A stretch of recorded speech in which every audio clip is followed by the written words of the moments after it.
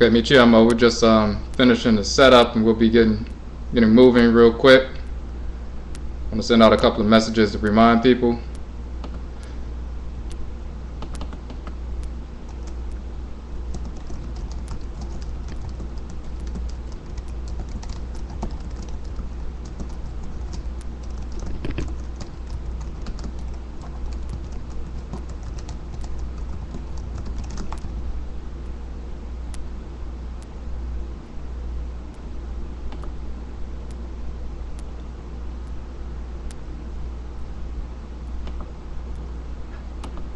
All right, and while we're setting up, can somebody send me a message in the chat room just to let me know that you can hear me good and you can see clearly?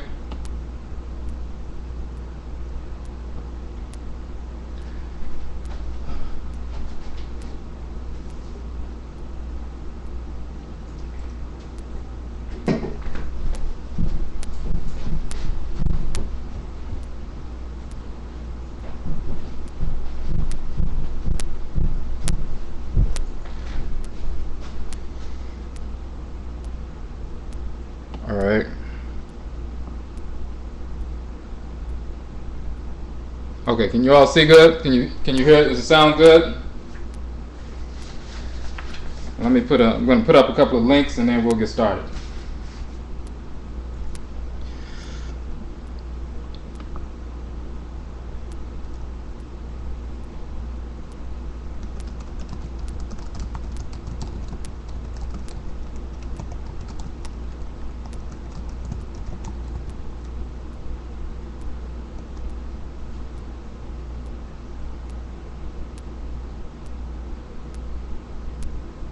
Okay, I just put up the link for the where you can download the Uben Shang, and you'll notice that we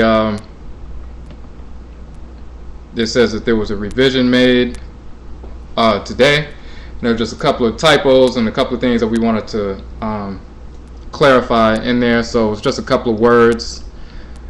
So the most recent revision is today, so it should be done now, so you can download it anytime. Okay.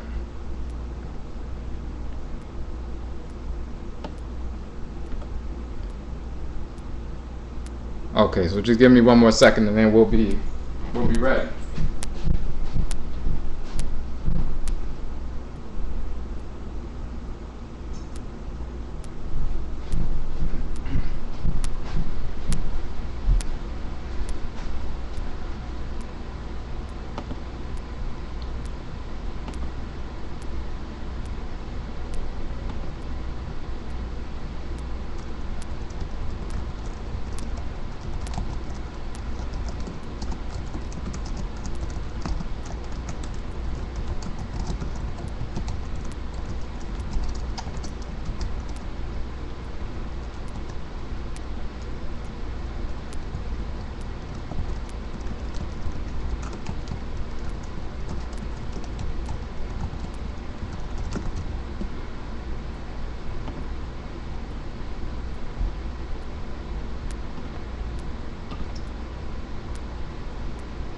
Okay, Mejo also.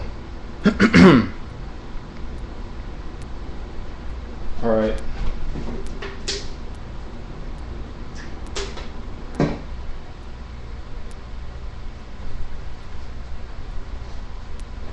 All right, so Michiamo, Medinde, Odwirafo, Kwesi, Nehem, Ptah, Akhan, Eneye, Akhanfo Nananom Da. Today is Akhanfo Nananom Day, ancient, authentic Akhan ancestral religion.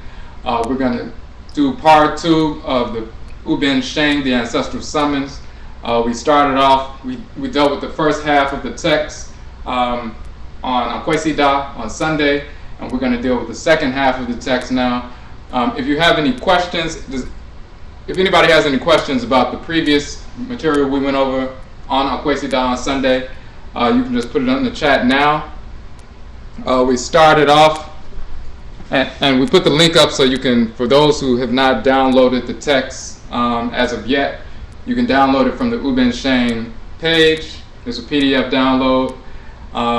We went through the first 10 essays within the Uben Shang on our Kwesi Da, and we're going to go through the second half, the other 10 today, and then the epilogue. There's a prologue, 20 essays, and then an epilogue. So we'll go through the second half, the second 10, set of 10, and then the epilogue. But before we get started, are there any questions from the previous session on the different pieces that we went over? And as you're all looking through that, we ended last week. The last couple of pieces we talked about were, we talked about idols, idolatry, the divinity of idolatry, and we talked about oracular divination, and we talked about offerings. And then the next piece that we're going to start with is entitled The Human Body, the World, or Shrines Within a Shrine. So that's the next piece that we're going to start with now. And let me just say, before we get to that piece, one thing we did not mention, which I should have mentioned, or we just barely touched on, or I didn't mention everything with regard to the divination. Now, we talked about oracular divination. We talked about how an oracle is a system of component parts, and we talked about the different aspects of the human body. The Afro-Kaitni human body is an oracular system in and of itself. Different components of the world as a system is an oracular system within itself. With regard to divination, in one sense, sometimes the oracular divination, or when you query an oracle or you go get divination from somebody, adebisa, as we call it in Akhan culture, bisa means to ask, to call, bisa is to go, inquire, and adebisa, adie means things, objects, deeds, or entities. So adebisa means things that are asked, or that's dealing with oracular divination. In a certain sense, in one sense, oracular divination can be a surrogate system. It's a surrogate for your kra, for your okra, your ka, your kaet, your ori inu. And what we mean by that is your ka, your kaet, your okra, your ori inu, your divine consciousness, as we said before, is an Abosom. It's a divinity. It's a deity that dwells within your head. It's an Abosom, it's an Orisha, it's a Vodou that is assigned to you by the Supreme Being and guides you throughout your entire life. Encoded within the Okra, in the Okrawa, is your divine function, your Nkra, your Nkrabia, the function you were designed to execute in creation. So you should be guided by that. The goal of spirituality on a day-to-day basis is to align your sum, your spirit, with your kra on a regular basis, to align and realign your sum with your kra so that you can be in harmony with the function that you were given to execute in the world. Again, just as every cell in the body has a function to execute within the body, and that's why it was designed and formed in a certain fashion, we as cells within the great divine body of the Supreme Being come into being and are formed in fashion by Inyame wa Inyame, Aminet, Amen, Mawu, and Lisa, with a specific function to execute within the great divine body. That function is encoded within your kra. So when you attune yourself to your kra, your ka, your kaet, your soul, your divine consciousness, you attune yourself to that information, you attune yourself to that divine function, and then you execute that function, your behavior, you shape your behavior, your thoughts, intentions, and actions around that function. And when you do so, you are living in harmony with Inyame wa Inyame and Sheshe, which is divine order. And so you can execute your function properly. Just like your cells, when they live in harmony with the function that's encoded within the cells, then your body runs harmoniously. If they attempt to move in a different direction, then there's a condition of disease arises until they are either repaired, restored, or eliminated. If they become cancerous, then they're isolated and eliminated. if we are not able, for some reason, because of spiritual immaturity or a lack of discipline, or we just haven't developed that capacity yet to align ourselves with that divine function at a certain moment at any given time, then we have a system in place where we can call Bisa, or go inquire, or go ask, and we learn from the divinatory apparatus as manipulated by the Okomfo, the Abosom, the Babalao, the Olorisha, the Hungan, the priest or the priestess, the spiritualist. We learn externally through the divinatory process. They show externally what the Okra has been trying to communicate to us internally. So any real divination is dealing with, it attunes to your Kra, even though they may consult different Abosom, Orisha, Nananom, Nsamanfo, Egungun, Vodou, and Kuvito. Throughout the process, all of the Abosom, the Nsamanfo, only live in harmony with what Nyame, the Supreme Being, wants you to execute in the world, and that's encoded within your Kra. Your Kra is an Abosom, is a divinity.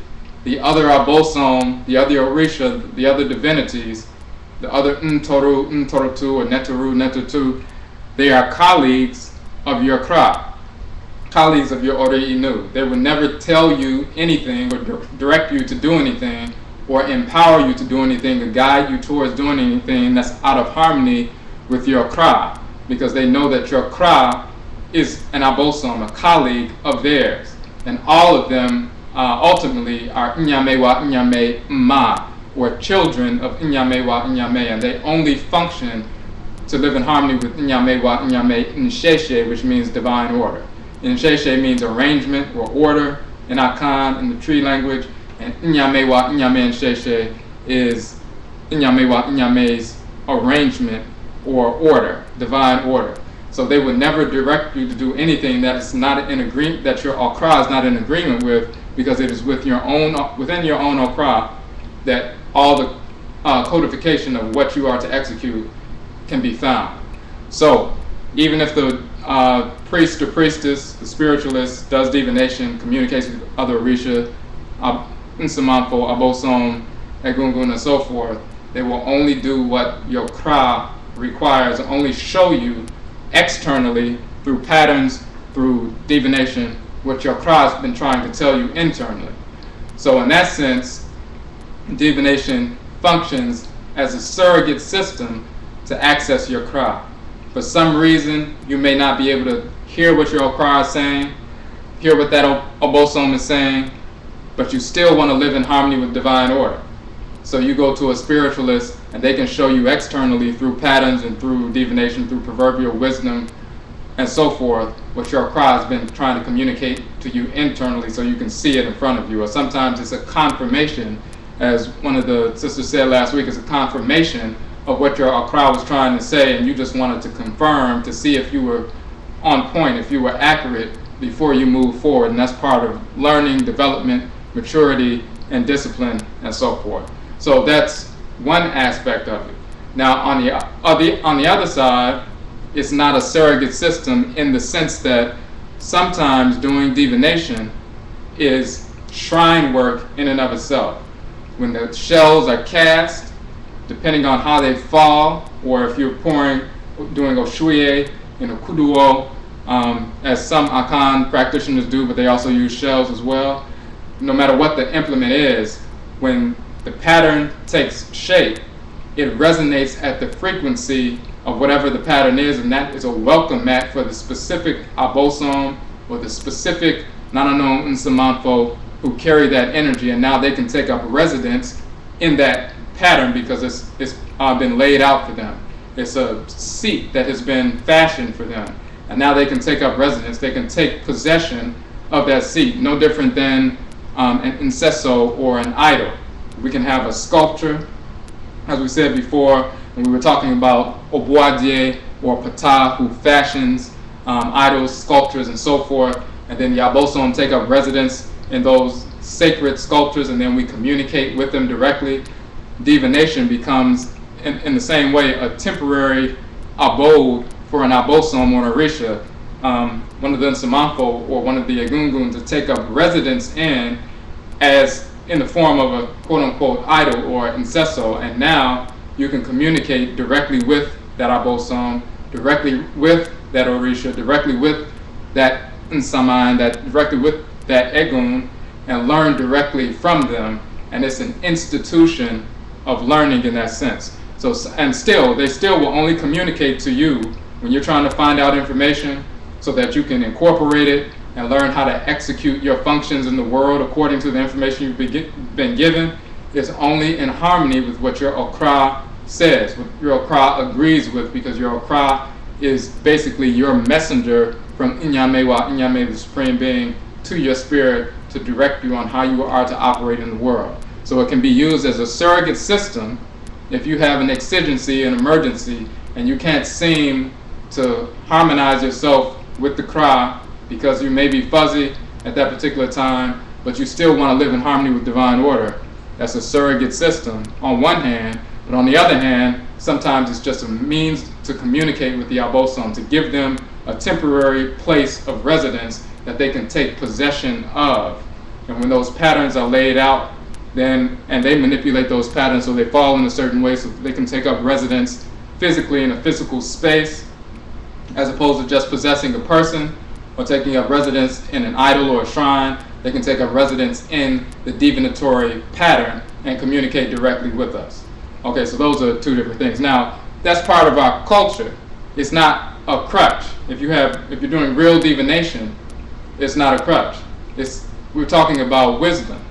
We know that just as everybody doesn't grow up at the same time, they don't develop at the same time. At any given time, you will have physically people of certain capacities, and some people will be further along physically than others. You have some people, children don't come out the womb walking and talking and able to do everything for themselves. Spiritually, people are at different levels of maturity, development and maturity and crystallization. So if you have a society and you understand that people are going to be at different levels of maturity at any given time, however, you understand that you would like to live in harmony with Inyame and Sheshe on a consistent basis, but people are not mature enough to make those kind of decisions 100% of the time, then how do you have an entire population live in harmony with divine order the vast majority of the time if people are spiritually not mature? Everybody's not spiritually enough mature to live in harmony with the direction of their Pra 100% of the time. If you have a system in place that can take up the slack where the people who are not mature at that maturity level yet to make those kinds of decisions the vast majority of the time that are in harmony with Inyame and Sheshe, they can go get some information, get some direction, get some confirmation, and then their thoughts, intentions, and actions will be in harmony with divine order, even though they haven't grown to that spiritual maturity level yet. So the spiritually immature can get to divine order even though they're spiritually immature, while the spiritually mature can engage that process even without the divination, because they're divining internally. Every time you consult your Kra, you are engaged in Abisa. You are asking. You are called Bisa, or you're going to ask. You're engaged in Abisa De, or Ade Bisa. You're engaged in divinatory practices. Anytime you consult anything, that's a form of divination. You consult an Abosom, consult the Nsamanfo, consult your own Kra. That's a rudimentary form of divination. So we have people who internally, when they're spiritually mature, and which we should be working on a daily basis, all the time, 24/7, aligning ourselves with our Kra. People who are spiritually mature can do that consistently, and when they become part of the Nananom Mpanyinfo in the real sense and have earned that title, honorable elders and eldresses in the community, not just older people, but honorable elders and eldresses, spiritually cultivated elders and eldresses, then they can consistently query their Kra on a regular basis and align every thought, intention, and action with Nyamewa, Nyame, and Sheshe divine order. That's a smaller percentage of the population. We grow into that office and we earn that title by engaging in that kind of behavior on a regular basis and manifesting that behavior on a regular basis. People who are not at that level yet, whether they're children, young adults, older adults, middle-aged adults, they can go to the engage in Adebisa, oracular divination, engage that process, and still get to the point where they're making decisions and engaging in behavior that's expressive and impressive of Inyamewa, Inyame, and Sheshe, even though they haven't grown to that level spiritually. That's wisdom that comes with us having been the first people and the only people to be created on earth, living and having experiences over millions of years, establishing societies, seeing how societies can crumble, seeing how families can crumble, recognizing that the best way to have a harmonious society is to live in harmony with Inyamewa, Inyame, and Sheshe, but also recognizing that everybody can make good decisions on a regular basis if they're spiritually immature. So instead of just allowing the spiritually immature to make terrible decisions and create disorder on a regular basis, we have a system where they can be realigned with order on a consistent basis, and the vast majority of the population can live in harmony with divine order, whether they have attained spiritual maturity or not. That's wisdom that comes with experience. So we just want to throw that in. Okay, so that was dealing with the just the other piece on the world is the oracle. That was the piece two. That was the last piece in the previous section. The world is the great oracle. Okay, so any questions on that?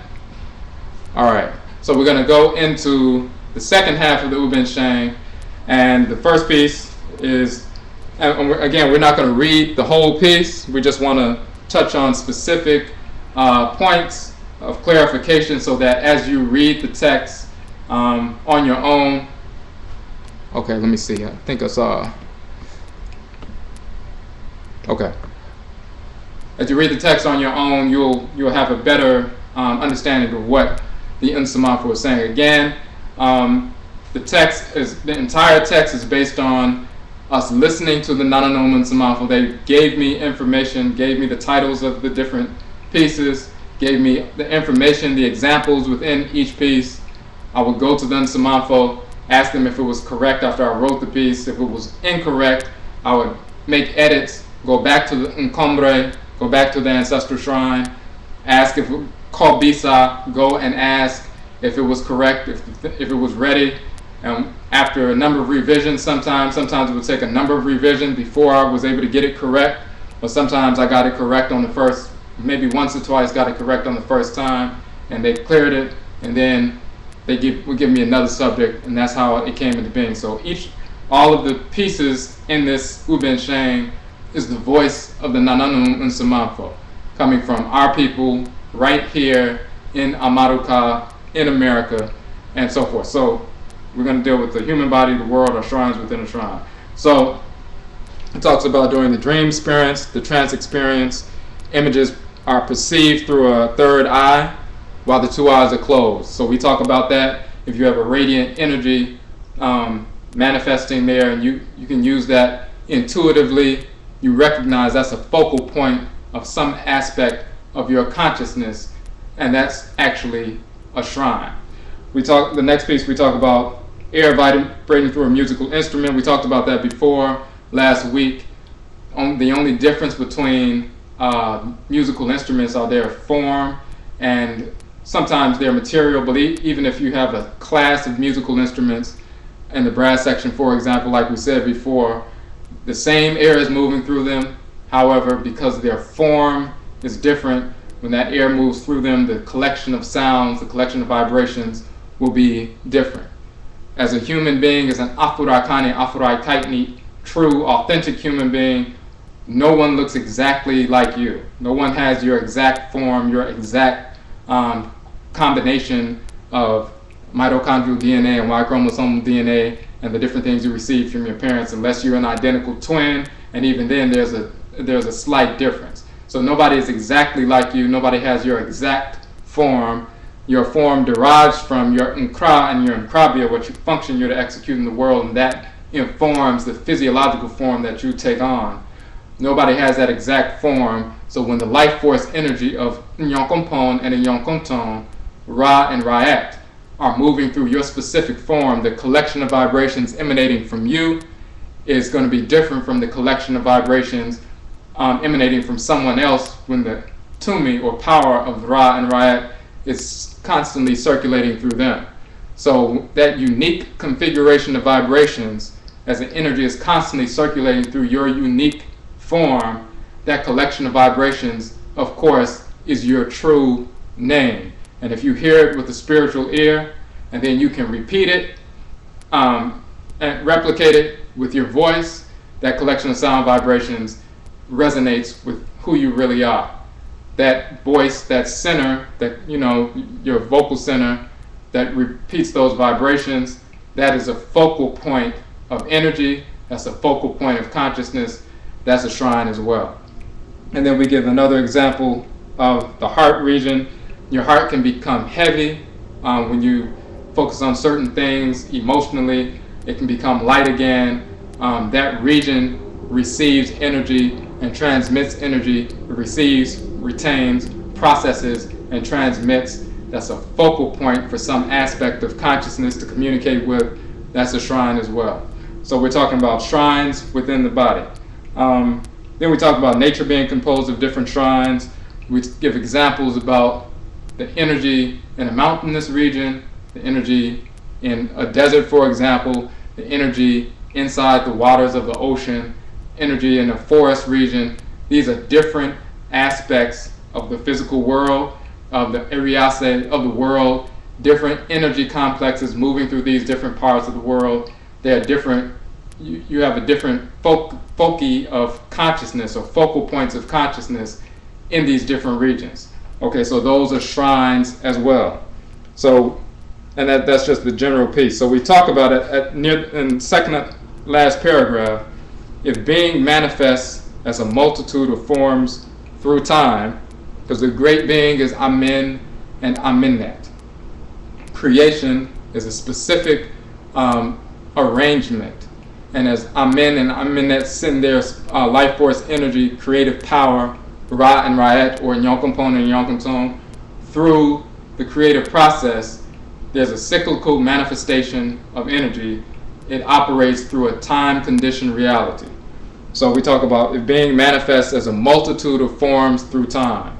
Just like you have a number of different cells that comprise your body, we as cells, plant life, animal life, mineral life, Afurakani, human life, as well as planets, stars, suns, moons, and so forth, a multitude of forms operating within the great divine body, but they operate according to cycles. We operate according to cycles. We expand, we contract, we are born, we live, we develop, we mature, we crystallize, and then we die, we're reborn, and so forth. It's a cyclical manifestation of life. So that multitude of forms through time has seemingly broken the one into the many, the one, the unified great mother and great father into the many cells within their great divine body, the many aspects of the one unit. We're not talking about the idiocy of monotheism here. We're talking about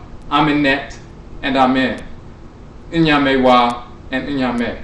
It's no different than an Afurakani woman and an Afurakani man, two halves of a whole. When we unite, then we can give birth to a child. We're made up of a number of different cells, and we control the various cells and organs in our system. It's the same thing, and we're a unified whole, a oneness, a unity. It's the same thing with Inyamewa and Inyame. So when we talk about one, we're talking about the unity of Inyamewa and Inyame, two halves of a whole, that one whole working together in a complementary fashion. So until we have returned our focus of consciousness to the source, recognize and consciously realize the synthesis of the many through time, then our focus perpetually travels among the many aspects of being. Each aspect of being is a shrine. So when we talk about returning our focus of consciousness to the source, we're talking about, on one hand, if you're trying to execute your function properly in the world, you focus your spirit, you focus on your Kra. Your Kra accesses the divine Ka and Kayet, the soul, the divine soul, Ka and Kayet of Inyame wa Inyame, so you can get information, get wisdom, intelligence, direction, and so forth. So in that sense, you return your source of consciousness to the source so that you may be informed, so that then you can execute your function in the world properly. We are not returning our consciousness to the source so that we can escape our reality or engage in the foolish notion that all the world is an illusion and we need to just focus on escaping the cycle of reincarnations. That idiocy comes from the whites and their offspring. They want to escape the cycles of reincarnation because on one hand they talk about the flesh is evil. Hold on one second. The flesh is evil, the flesh is weak. This is just Maya or an illusion and foolishness like that, because their flesh is weak, their flesh is evil, is disordered. They're not really supposed to be in the world, not in harmony with order. They're like cancerous cells, so their existence is temporal as long as we do our job and exterminate these temporal cancerous cells. So they have a whole cosmology, a perverse cosmology about escaping existence. And then that's in the East, and in the West it's about trying to get to heaven. It's the same concept. The whites and their offspring in the West and the East are talking about the same thing. They know it's foolishness, but then they try to conscript us to that idiocy because they don't want us to focus on the reality that we actually have a function in the world. We don't see the world as an evil place. The flesh is evil and all this other foolishness. Our flesh is divine. Abatum or melanin is sacred. It's part of the great divine black substance of space, which are the divinities Ka and Kayet, the divine consciousness and body of Inyame wa Inyame. So we have a sacred flesh, sacred bodies. The world is sacred. The earth mother is sacred. Asase Afu is sacred. Asase Ya is sacred. We don't have a problem with the world. We don't have a problem with incarnation, reincarnation, because we have a function. We have a purpose in the world. They don't have a purpose. But they have to try to make us believe we don't have a purpose either, and we should be trying to escape the cycle of incarnation and go into the abyss, escapism, or just focus on when we die, we go to heaven to worship a cracker, a homosexual cracker, because they want to control us, and the only way they can control us is to make us stop focusing on reality and try to escape the world. So that's not part of our culture. Okay, so when we talk about, and it says the focus perpetually travels among the many aspects of being, each aspect of being is a shrine. It's like each organ in your body is a shrine. Each spiritual organ in your system is a shrine. Each physical organ on the Earth Mother, like the oceans, the rivers, the atmosphere, mountainous regions, these natural formations where the Abosom take up residence in, these are shrines. Planets, suns, moons, and so forth, they are shrines. And our consciousness focuses on these different aspects of being as long as we're living in a time-conditioned reality. We transcend time when we go to Inyame wa Inyame, but we don't stay with Inyame wa Inyame, or our focus there if we have a purpose to execute here. We, just like during the sleep state, you go to sleep so you can be rejuvenated, not so you can just stay asleep. You go to sleep to be rejuvenated so that you have the energy so that you can wake up and execute your function in the world. If you don't understand you have a function, then maybe you'll try to sleep, forever. But that's not our culture. So this is why the Nsamanfo say, who speaks against the shrine? Spirit, meaning Ra and Ra'et, has fashioned the world as shrine for you to communicate with and come to know yourself through. Should you not erect shrines then in your dwelling place to consciously focus on various aspects of being? If you say your essence is the creator and creatress, Ra and Ra'et, then you have the right and the responsibility to make a shrine. You are only reenacting your work as creator and creatress, as Ra and Ra'et, when erecting the shrine called world. So again, just like there's a proverb that says you will die, when Inyame wa Inyame dies, talking about Afurakani, Afurakani people, we will die when the Supreme Being dies. inferring that we are immortal. But at the same time, we will do what the Supreme Being does. The Creator and Creatress fashion shrines for specific reasons, to transmit energy through and receive energy within. We fashion shrines for the same purpose, to receive the energy of the Abosom and to transmit the energy of the Abosom, to learn as an institution. It's a primary institution, an Abosom Komre, deity shrine, an Nsamanfo, an ancestral shrine, a Kradim Bosom Komre, a shrine for the Kra or Krawa. These are primary institutions of learning. And then when we go out into the world, we simply confirm through our experiences tangibly what we were given spiritually at the shrines. Okay. So that's that piece. Any questions on that? Okay, so go to the next one. Is called Ancestral Communication, Appeal for Guidance. And we'll just talk about a few points in here because something were covered in a sense in the other. It says the one consciousness, God is God, through whom all created individuals, physical and non-physical, living and deceased, have their awareness. Again, when we talk about consciousness, we're talking about Ka and Kayet. When we say one, capital, we're talking about divine, so it's a capital O. But we're talking about Ka and Kayet, the great soul divinities of the black substance of space, but the soul of Inyamewa Inyame, the divine consciousness of Inyamewa Inyame, who are a male and female divinity. Ka and Kayet, Okra, Okrawa, or Okra, okay, Ori. So when we say one, we're talking about that unity of a male and female divinity working together in harmony as two halves of a whole. And when we say God is God, we're talking about Inyamewa, Inyame, or Amenet and Amen. When we say created individuals, because we are the only created individuals. Everybody else came into being as a degeneration spiritually and physiologically, but they were not created by the Supreme Being. So that's what we mean when we write it in that way.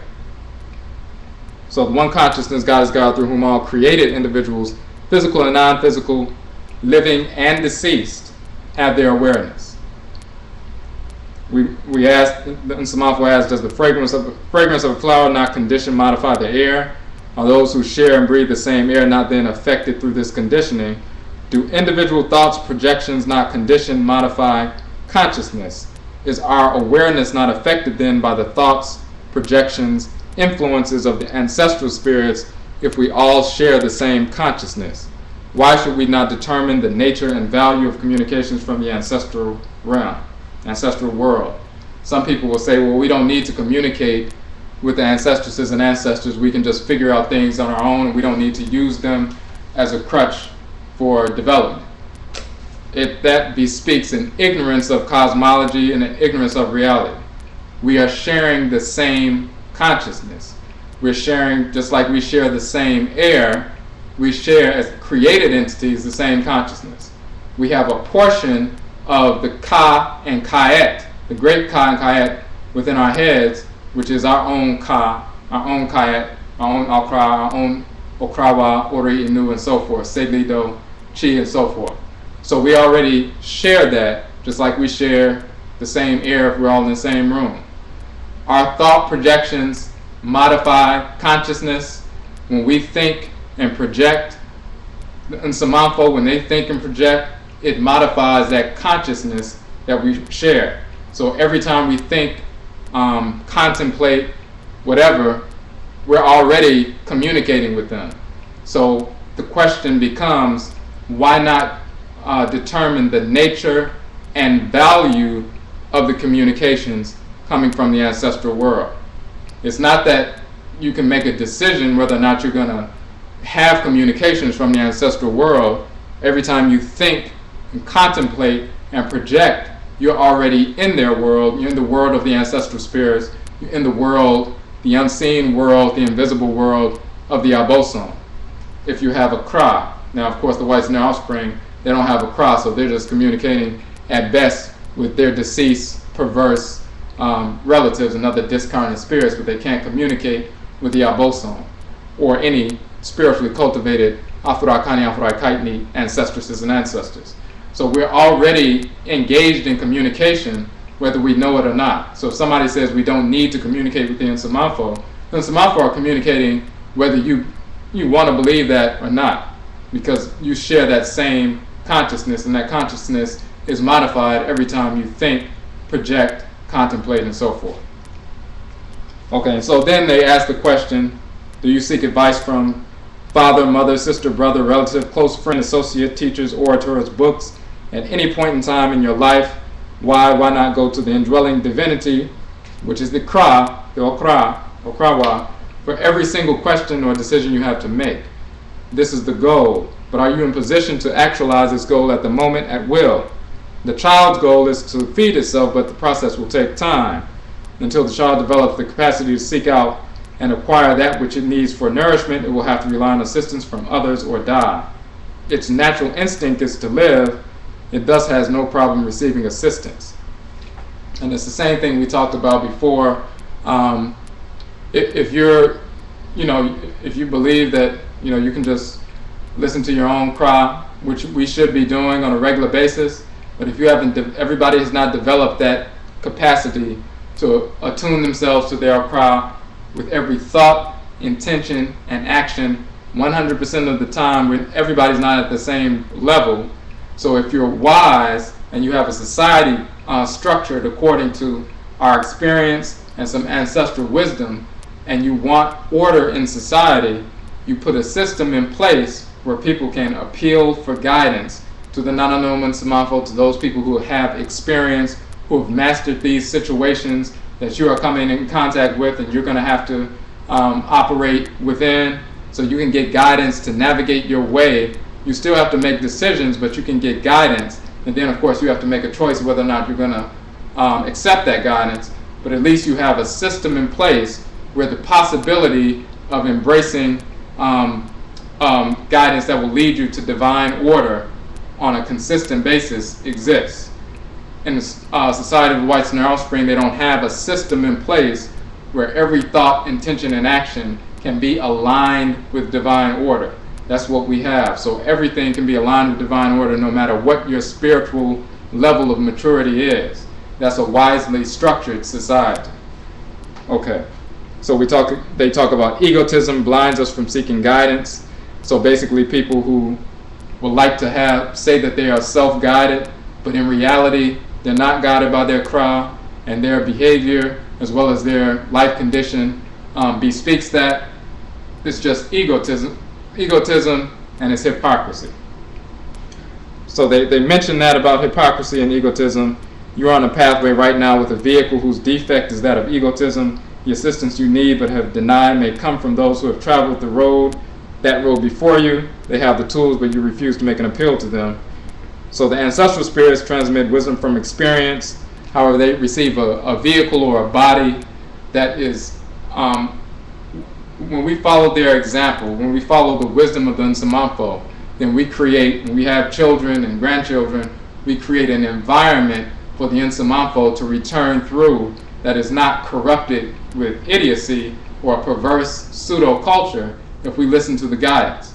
So they help us, guide us to stay on the right track so we can live in harmony with our crowd, create an orderly society, and we create purified physical vehicles for them to reincarnate through, so we're helping them at the same time. They have a vested interest in assisting us and helping us, guide us towards Inyamewa, Inyame, and Sheshe, and of course we have a vested interest in listening to their guidance, contemplating what they give us, and then making correct decisions based on that guidance, because when we do that, we're vested in that because we can create a harmonious society instead of one of anarchy, of chaos. So, of course, once again, they say, who questions ancestral communication? You communicate daily, though unconsciously. Do you dream? Do you receive intuitions? You have thus entered their world. Should you not endeavor to enter the world consciously for guidance? So that's the basis of that piece. Okay, any questions so far on that one? Okay.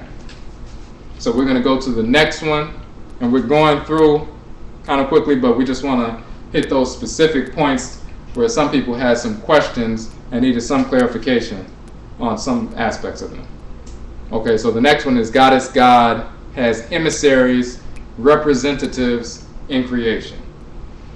So some of these we want to clarify. Movement presupposes energy. So we're talking movement now, we're talking about Ra and Ra'et, the creative power, and presupposes energy, which is Nu and Nut, or Nun and Nunet, or Nonet. Nun and Nonet give birth to Ra and Ra'et. So that movement, Ra and Ra'et, the creative power, that spiraling, radiant energy of light, heat, and fire that bursts forth from the black substance of space as the creator and creatress at the beginning of the creation of the universe, that's Ra and Ra'et. But it presupposes energy, which is Nu and Nut, or Nun and Nunet. Okay, the movement, energy vibrations, reveal sound. Such vibrations are essential to the manifestation of time. Creation is governed by time. Time orders, measures the cyclical manifestation of power, that things may come into existence. All things produce emanations, which are reflective of power, which we talked about last week, which is governed by time. Vibratory waves may manifest longer or shorter. Vibratory rates may be faster or slower, from beginning to ending to beginning, from light to dark to light, from expansion to contraction, and back to expansion. All wavelengths, all rates come into being as various representatives of creative power. Now, every phase of creative power vibrating through space generates its own sounds. Sound imbues space with colors corresponding to the nature of the vibration. So when we're talking about movement, we understand if you have a rope and you swing it around in the air, or you have a guitar, a string, and you pluck the string, the vibrations generate sound. Any movement generates sound on some level.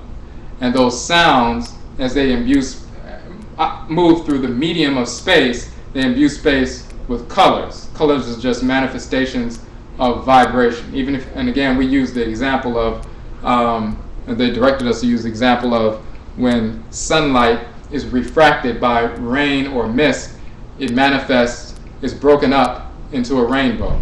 The same thing if you use a glass prism or whatever, or even if it's in a puddle of water, you'll see that the white light is broken up into a band of colors. So that vibratory energy moving through space can be manifest as different colors. The different phases of energy, the different phases or children of Ra and Ra'et, moving through space, conditioned by time, they give birth to different colors, different vibratory frequencies. They are either faster or slower. Some of the lighter colors are moving faster, the dark colors are moving slower, different rates of vibration. That gives birth to different forms, different geometric patterns in space. Expansion and contraction represent the dynamics of form in space, and then expansion and contraction are the basis of heat and cooling, and those are the dynamics of form in the physical world. So we're talking about the movement of vibratory frequencies. They give birth to sound, they give birth to color, they give birth to geometric patterns in space, they give shape to ultimately physiological formations in the physical world. Okay, so collections of sounds, groups of vibrations, together generating geometric patterns in space. We talked about rapid movement, vibration generates heat. Is heat not expansive? Expansion calls forth contraction, and so forth.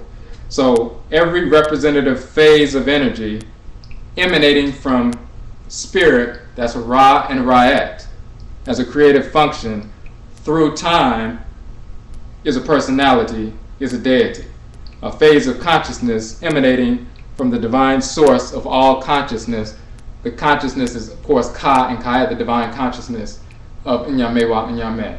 So if you think about, say, if you have a colander or a strainer, and you pour one source of water through the colander, through the strainer, once it goes through the strainer, it separates into a number of different streams. They all come from the same stream, and then there are a number of children of that stream that manifest. And that's similar, that colander or that strainer is like the Abosom that govern time, and they break some of that energy up of Ra and Ra'et into different phases of energy, different divinities with their own forms, with their own sacred colors, with their own geometric forms in space, with their own activities. They're expansive and fiery energy. For some Abosom, some are watery and cool, some are earth Abosom, some are atmospheric Abosom, and so forth. And that's what we're talking about. So every phase, representative or phase of energy emanating from spirit, from Ra and Ra'et, as a creative function through time, is a personality, a deity, a phase of consciousness emanating from the divine source of all consciousness. Each deity is either male or female, meaning predominantly expansive or predominantly contractive in power, character, and behavior, whose vibrations generate higher or lower pitched sounds, feminine or masculine voices, thereby revealing its own name. Okay, so the next part says the form vehicle through which spirit operates determines its personality, consciousness. Is there not one source of air on earth which all humans share? Is there not one spirit? Again, that's Ra and Ra'et, by which all things, created entities, have life. And we give some more examples. And it talks about what of the personality, Nsamanfo asks, and consciousness of the forces which determine the form of all things, the deities. What of these various representatives of divine power operating through the medium of space, who generate their own sounds, voices, colors and geometric patterns, images and forms, their own genders, powers, male expansive, female contractive, names, personalities, behaviors. Who speaks against the goddesses and gods, the Abosom, the Orisha? For some fools who say that there's no such thing as Abosom and Orisha, they're just symbolic laws of the Supreme Being and foolishness like that. So we're breaking down the nature and function of these different phases of creative power, and we say, are you not consciousness as physical form, patterned after an image of various colors with your own voice, gender, name, personality, behavior? So that's the same structure. The Abosom and us, human beings, are two different classes of beings. Some people would like to say the Abosom are just symbolic representations of the one God. That's foolishness. Anytime you hear somebody talking about that, whether they're talking about ancient Kemet, talking about the Yoruba tradition, Akhan, Vodun, and so forth, Afro-Akhan, the ancestral religion in general, they are corrupted by the idiocy of monotheism. There is not just one God.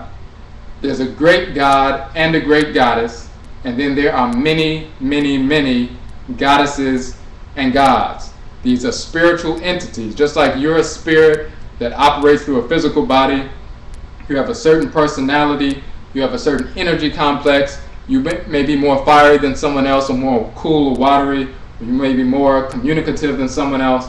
You have a certain energy, personality, a certain manner in which you function in the world. If you're a spirit that can operate through a physical body, who can think, reason, and operate in the world, why can't there be other spirits that operate through physical bodies who can think, reason, and execute a specific function in the world?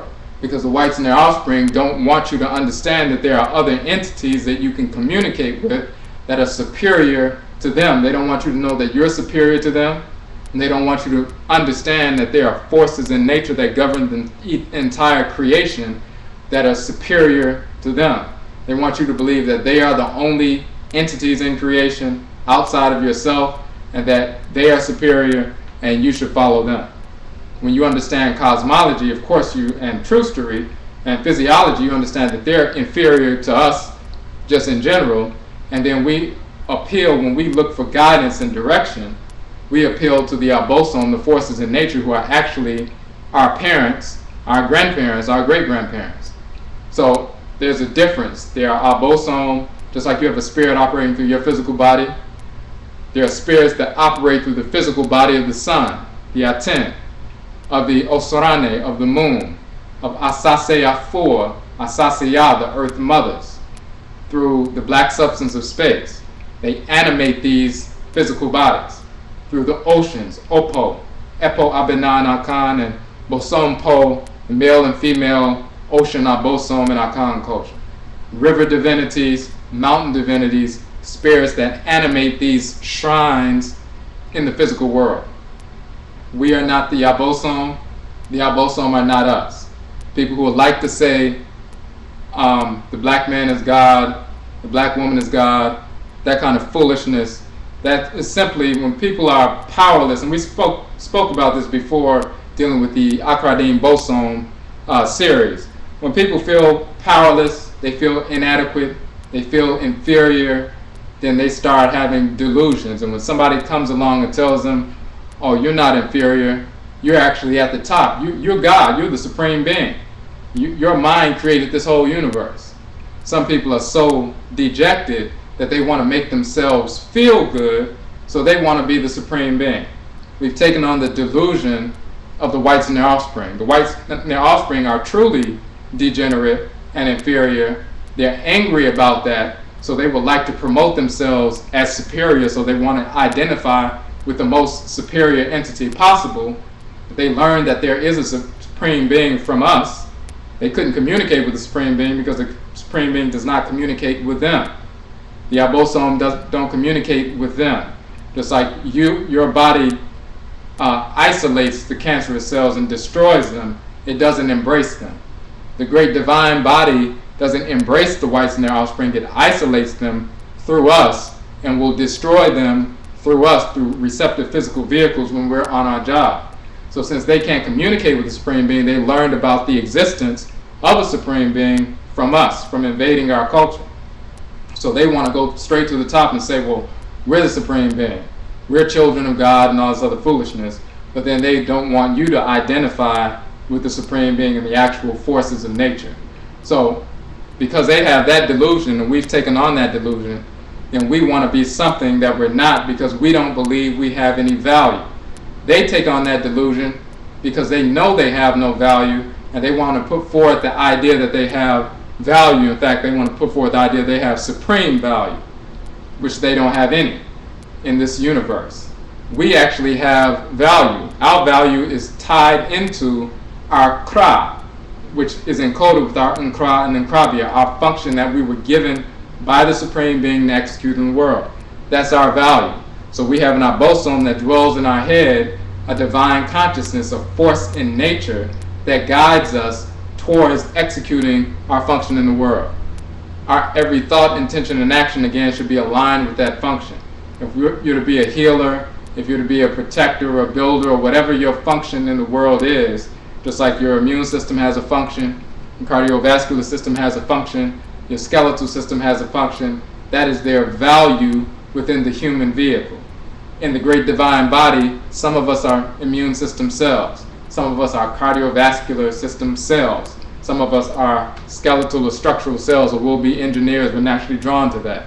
Some people are naturally drawn to healing, some people are naturally drawn to protection like immune system cells would be. That is our value, and it's divinely encoded within us. So when we focus on that, we have full, productive, and beautiful lives. The whites and their offspring don't have value because they don't have a kra, they don't have a function, they don't have a reason for being, they don't have a life focus. So all they can do, like cancerous cells, is try to consume and destroy everything in their path. If we don't understand we have value, because we're not in alignment with our kra, we're disaligned from it, or even if we have repelled it to a certain extent, then we feel inadequate, we feel inferior, we believe what the whites and their offspring say, then we want to do something to make ourselves feel better, something to soothe our consciousness.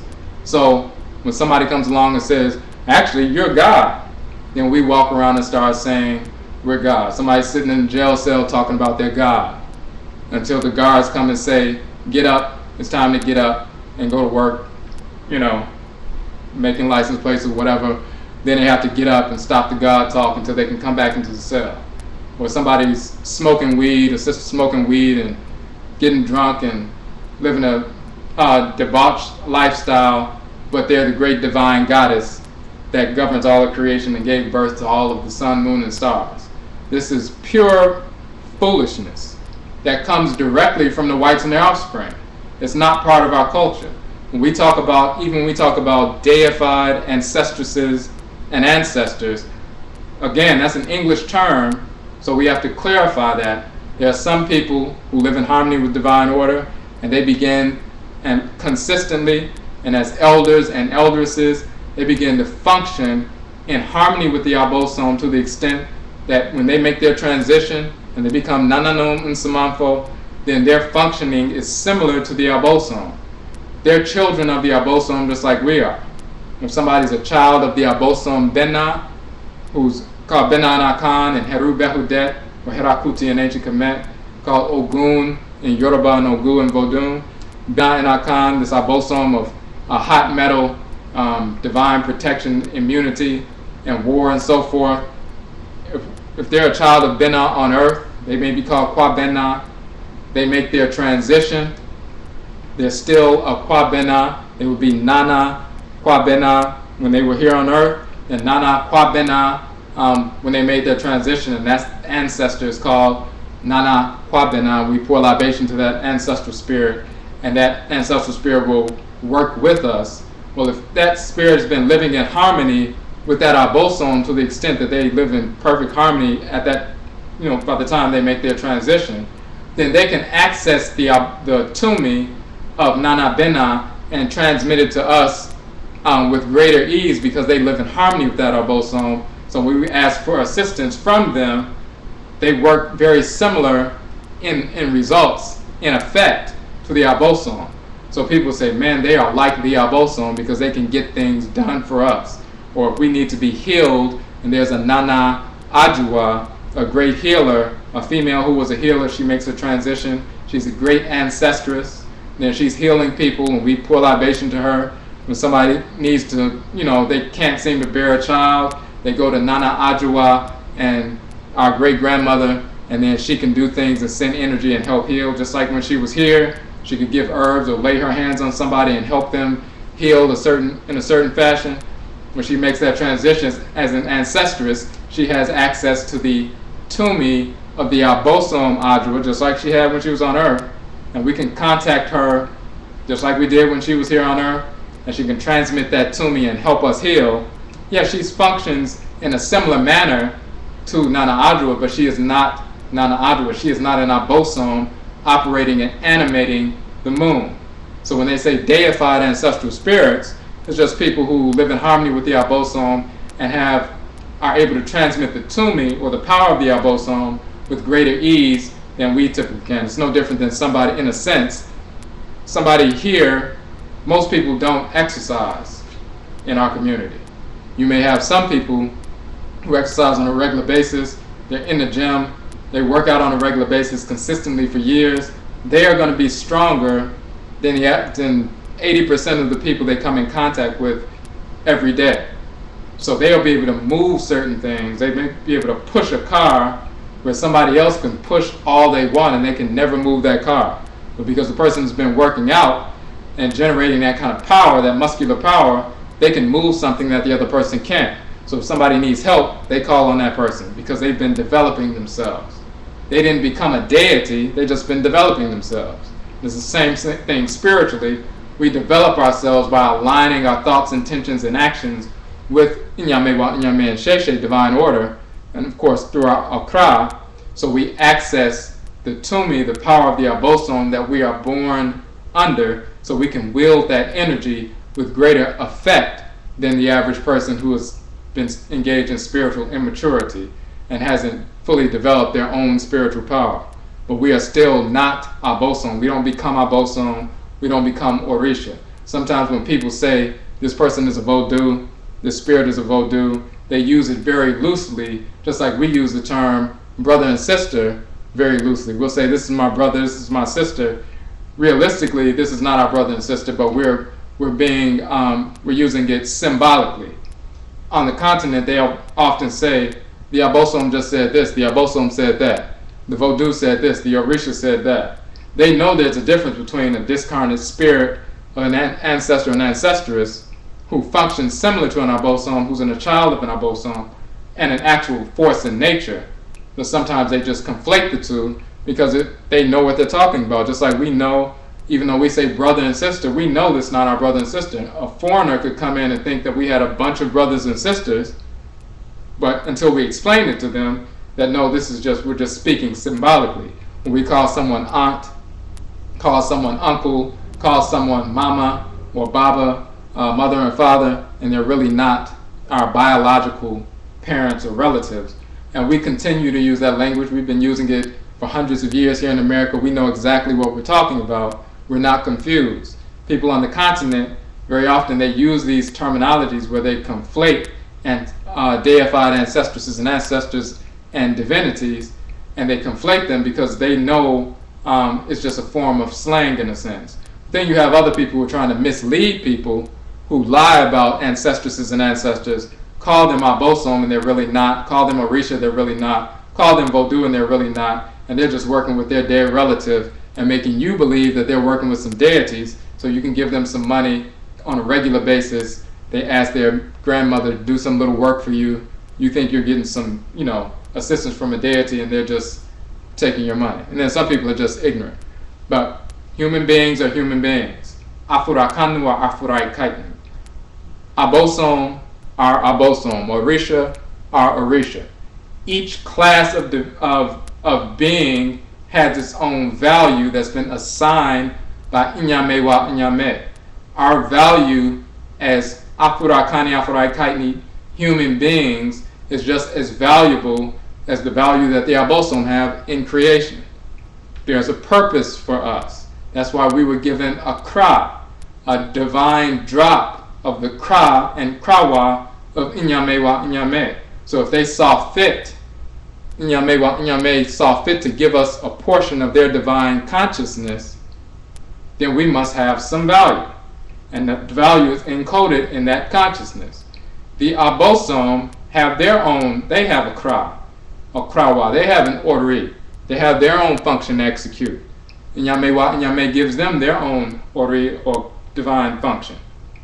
So when you understand you have value, you don't have to manufacture some idiotic notion of I'm God, I'm goddess, and this other foolishness. So we just wanted to cover that. Okay.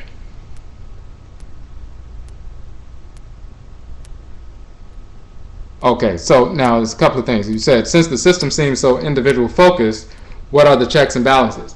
Now, it's individual focused in the sense that when you get up every day, you make decisions, you eat food, what are you going to eat, what are you going to execute in the world. It's individual in the sense that you have a kra, you have a function to execute in the world, but again, like in the previous piece, one consciousness, Ka and Kayet, that comes from Inyame wa Inyame, that we all share. We are part of a system. Just like every cell in your body, or for example, every organ, your heart has a function. It pumps blood, it sends blood and receives blood, and the blood is cleansed, and then it pumps the blood to the other parts of the body. The lungs have a specific function. They can't decide, I'm just a body, part of the body, I'm not going to put myself in that box. I'm not an organ. I'm just a body part, and I'm just going to be part of the body. They have a specific function to execute, and if they don't execute the function, the entire body is going to suffer because they are interdependent. The heart and lung complex is interdependent. Every organ has a specific function to execute, but their functions are tied to other organs. We as cells in the great divine body have a specific function to execute. Nobody has the exact same function that you have, so in that sense it's individual, but it's individuals who are interdependent upon other entities within the set. So just like your liver cells support liver functions, they have their own method of operating, but they support liver functions. The heart cells support heart functions, brain cells support brain functions. They're all united in that web of energy. So it's not individualistic. There's an individual piece, your function. Just we have proverbial wisdom that says when we took leave from Inyame wa Inyame receiving our kra, nobody was there when we took leave and were given our nkra and our nkrabia. So we were given our function by Inyame wa Inyame, Nobody else was standing there receiving the function with us. So when we come into the world, we have a function to execute in the world. When your organ is formed in the body, it has a function to execute in the body, and it should focus on that function. But it doesn't focus on that function to the exclusion of the rest of the body. The heart can't execute its pumping function without working in harmony with the lung complex. And it can't execute that function without working in harmony with the nervous system. And, the central nervous system, the brain, the peripheral nervous system, and so forth. Okay, let me see. The checks and balances also are the Nananom and Nsamanfo and the Abosom. The Abosom regulate all of creation. So yes, we're individual, but you can't just be an individual. You can't do that just physiologically. You can't decide, I'm just going to do what I want. I'm going to be an individual and independent. You have to drink water. You have to breathe air. You have to eat food. So you're dependent upon the ocean. You're dependent on the earth mother. You're dependent, of course, on the atmosphere. You're dependent on the sun. So you can operate in the world individually, but your individualism is not separate from the interdependentism of how you are to function in the world. It's the same thing spiritually. You are designed in a way. You have a unkra, unkrabia, a she, a shebia, your shehng, shebia, that force of compulsion that you're given are connected to patrilineal inherited abosom, and abosom inherited from your matrilineage that shapes your personality. It shapes your form. It shapes the manner in which you are to execute your function in the world. You are connected to abosom by birth. You are connected to ancestresses and ancestors by birth through kra, nemoja, through blood. Through soul and blood. So there's an interdependence there. Okay. Now, and as you go through the Uben Shang, you'll see that when we're talking about the piece on the one we just read previously, ancestral communication, appeal for guidance, you'll see that answers the question about the difference between the individual focus and its harmony with the collective. When we talk about the abosom, the representatives in creation, we're showing that the deities, the goddesses and gods, the abosom, are abosom. They have a function in creation. They are conscious, living, reasoning entities. They are the organs and organ systems within the great divine body of Inyame wa Inyame, and then we are the cells within those organs. So you have Inyame wa Inyame, the great divine body. The smaller bodies within Inyame wa Inyame are the organs and organ systems, which are the divinities that regulate the great divine body. And then the cells of those organs are plant life, animal life, mineral life, and Afurakani, human life. So there's a hierarchy, and we're all connected. Just like the cells of your heart are connected to the heart, then the heart is connected to the body, and we all function together, individually but interdependently. It's the same thing with us. Okay, so how can a collective body tell when one is actually lying on their kra? How can a collective body tell when one is actually lying on their kra? So the key here is, and this is why there's a central focus around the kra. That's why in Akhan culture, a child is given or is recognized to have a kra din, or the soul's name. That's the first thing the people know right away, even before the naming ceremony takes place on, 7 days later, on basically the 8th day in that inclusive week, before they receive their Dimpa, their formal name.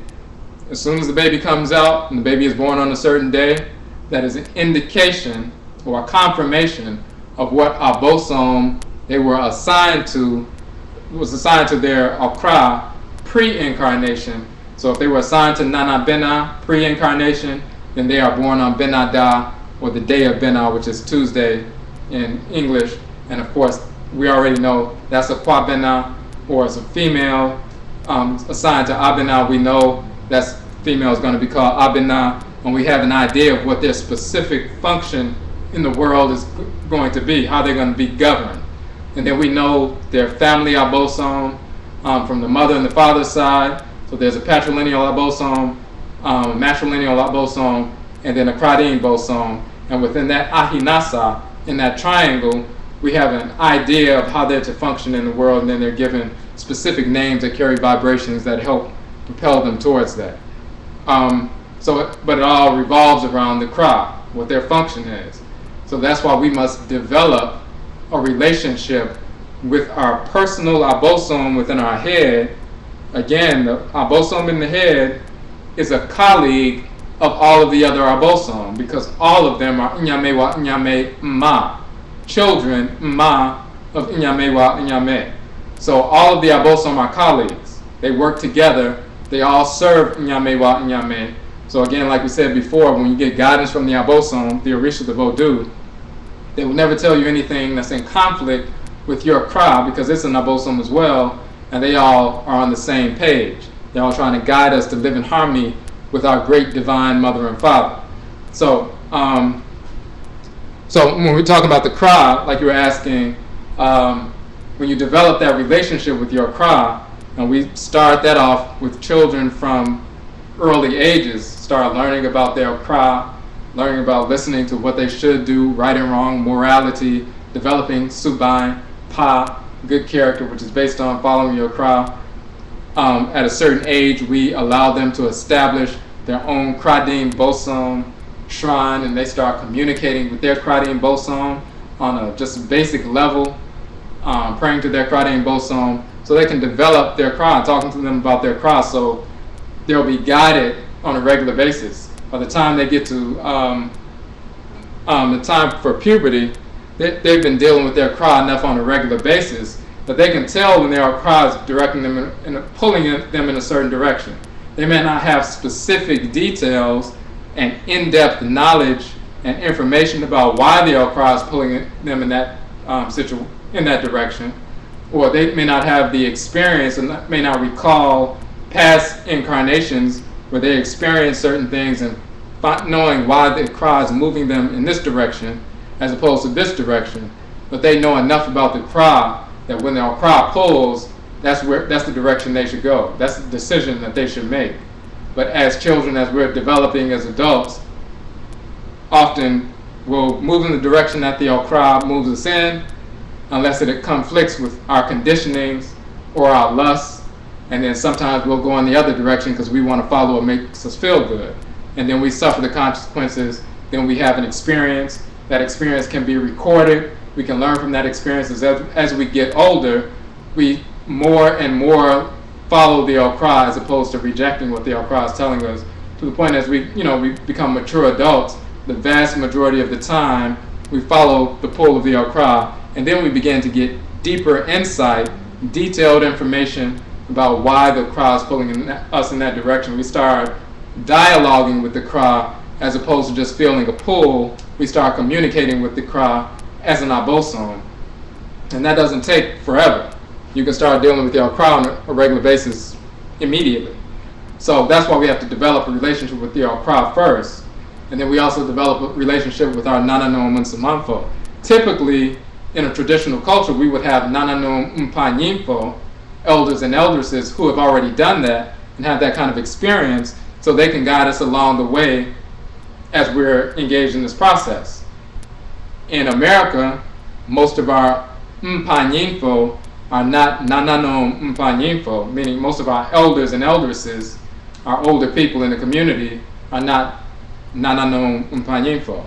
They haven't been engaged in that kind of spiritual work. They have certain things that they are mature about and they know about, but then a lot of our people think God is a white man named Jesus and straighten out their hair and prefer light skin and all this other kind of foolishness. So there are certain things they can't give you information about. So we have to get more of our information directly from the Nananom and Nsamanfo who have mastered life and who are directly connected to us by blood, which is not a bad thing. But to answer the question, I say all that to say you develop a relationship with your Kra and you begin that immediately. And as you have the experience on a day-to-day basis of the pull of the Kra, and then watching the effects of you following that pull, then it's very hard for somebody to lie to you. Then when you develop a relationship with your Nananom and Nsamanfo, and they give you information, give you signs and so forth, you develop a relationship with your Abosom and the Abosom of your patrilineage and matrilineage. They give you signs, they give you information, they give you direction. They speak to you through your Achinebois, your animal totems. They give you signs and direction and so forth. Then it's very difficult for somebody to give you misinformation. And you can avoid those traps. Okay.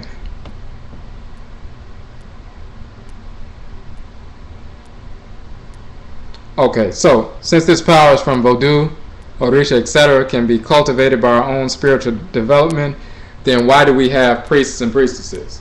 Okay, so we mentioned on the Nananom webpage that a priesthood or priestesshood, it is a cultural convenience. It's not a cultural necessity. There's a role for a priest and a priestess if it's a harmonious culture. But if people are engaged in idiocy, then we don't need that kind of foolishness. Now, and we're going to actually, the last piece in here talks about the initiated and their role in liberation. So we are going to get to that in the next few pieces.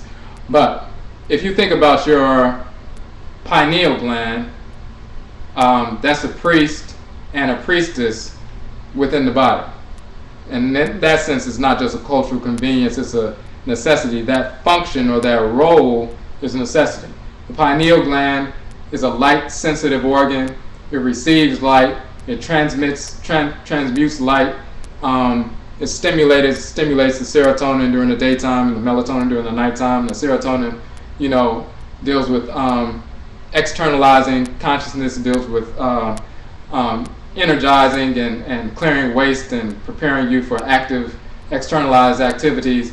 And the melatonin is the hormone that's secreted that helps to regenerate and assimilation and calming down and contemplation and internalization of consciousness and things like that. So that light sensitive gland receives the light and then sends the messages, secretes the hormones, and that affects the body in certain ways that's in harmony with the cycle of creation. And it's the same thing with a priest or a priestess in society.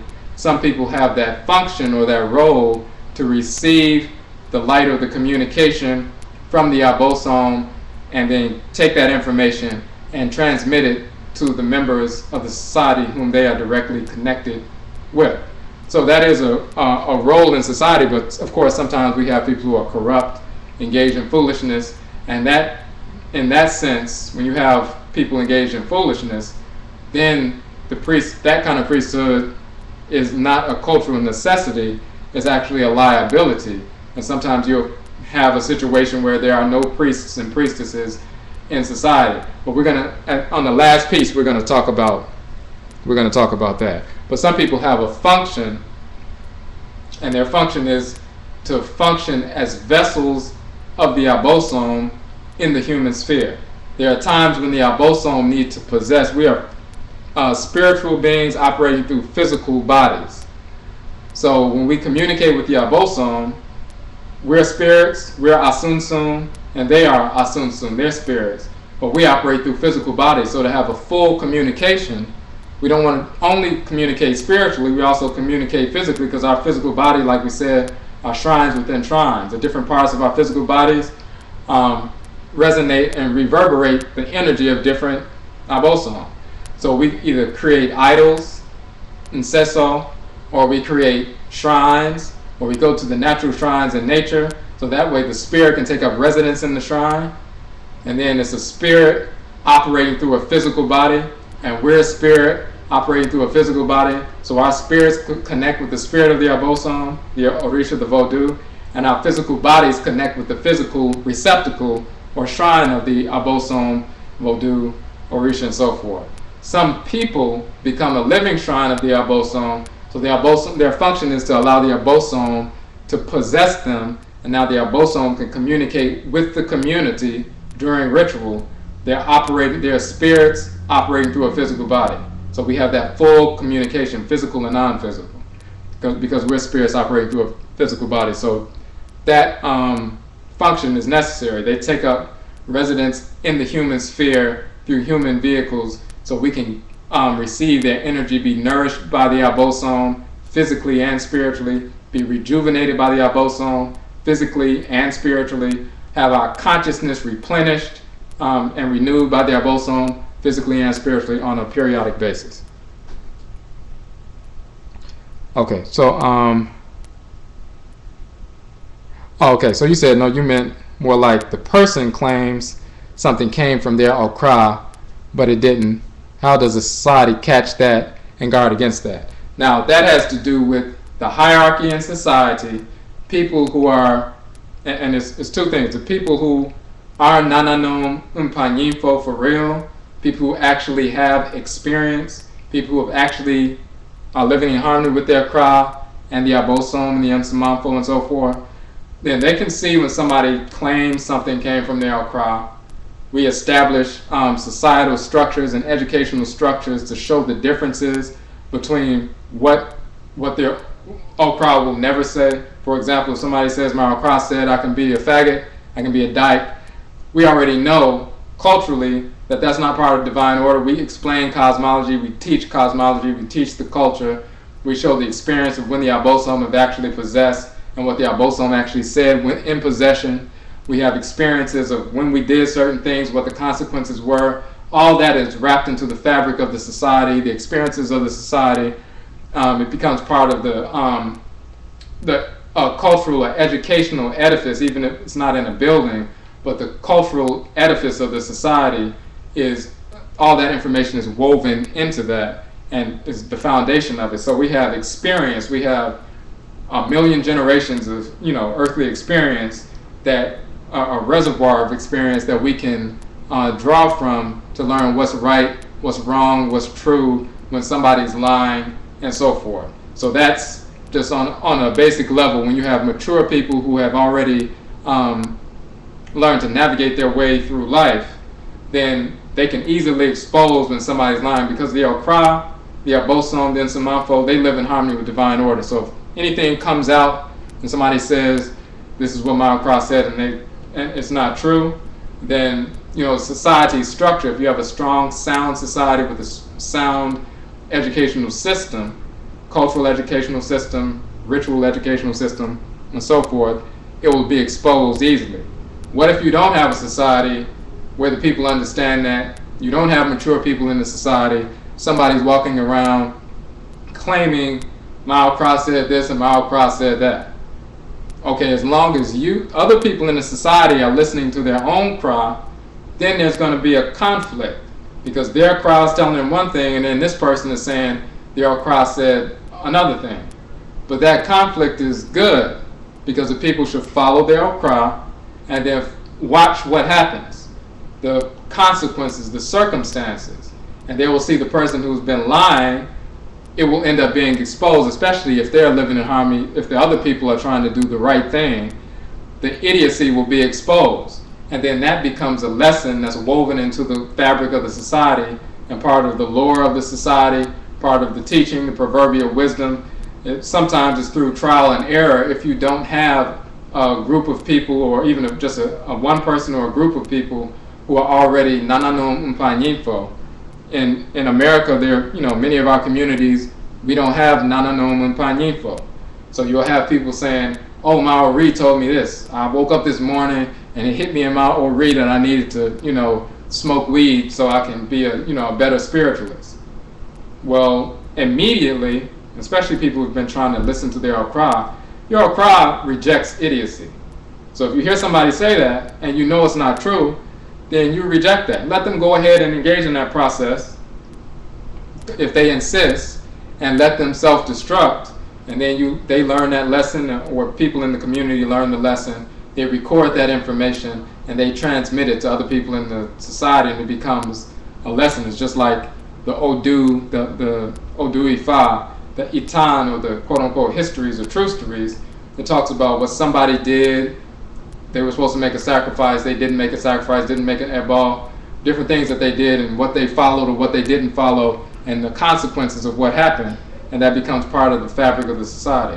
And it's the same thing in the Abosom of Akhan culture. The proverbial wisdom and teachings, the divine wisdom of Akhan culture talks about the things that have happened that people have engaged in, when people lie, why we understand, the difference between lie, truth, and lies, and so forth. There's stories in ancient Kemet, like the story about truth and falsehood, a number of different things. So as long as people are on this learning that we need to listen to our cry, and a large percentage of the people are focused on that, then the people who are engaged in idiocy, they're going to stand out, and they should. Okay. Okay. So the way we guard against it is everybody on the same page. We establish shrines to our cry. In the Yoruba tradition, they establish shrines to their ori.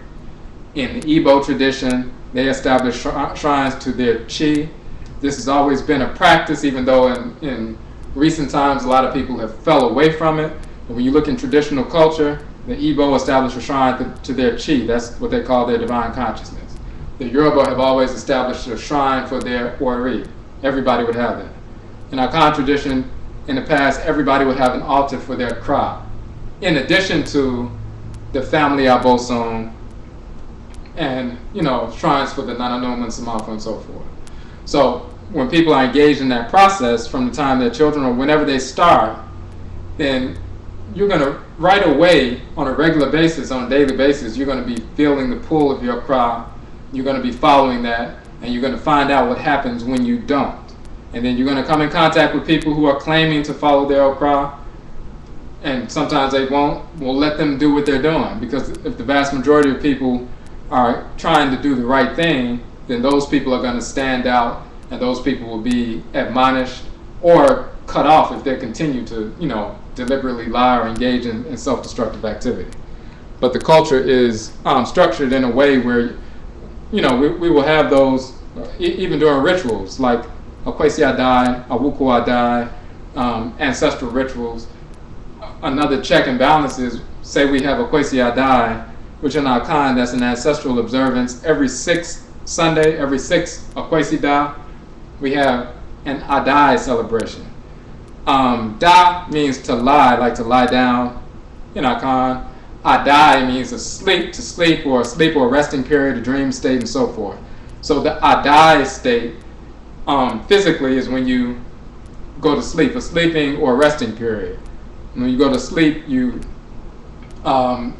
withdraw yourself from the external world so that you can be rejuvenated, replenished in your energy. Your consciousness is renewed and rejuvenated so that you can get up and execute your function in the physical world and every asset in the world. Spiritually, we have an Adai, a sleeping or a resting period. So every sixth Sunday, every sixth Kwesi Da, we stop all other external normal activity and we go into the Adai state, that in-between state, so that gateway to the ancestral realm. We communicate with the Nananom and Nsamanfo, communicate with the Abosom, so we can be rejuvenated spiritually, replenished spiritually, renewed consciously. So when we come out of that ritual space, then we can go back into the world and execute our function harmoniously and with renewed focus and renewed drive. One of the checks and balances you mentioned is like during Adai or other ritual practices, the Abosom will possess and point out somebody who's lying. The Nsamanfo will possess and challenge and admonish and reprimand somebody who's lying and expose them. So, and that can happen through a young person, it can happen through an older person. So there are a number of different ways that we can check that out and expose that. Okay. Just want to make sure I didn't miss anything.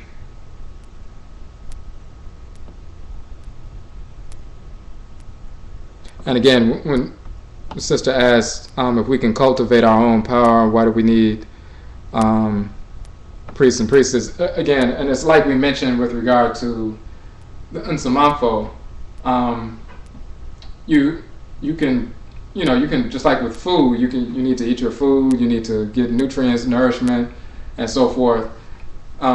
If you're not in a position to access food on your own, if you find yourself in a desert or something, or a child needs food and needs nourishment, but a little baby can't go out and grow crops and access food for themselves.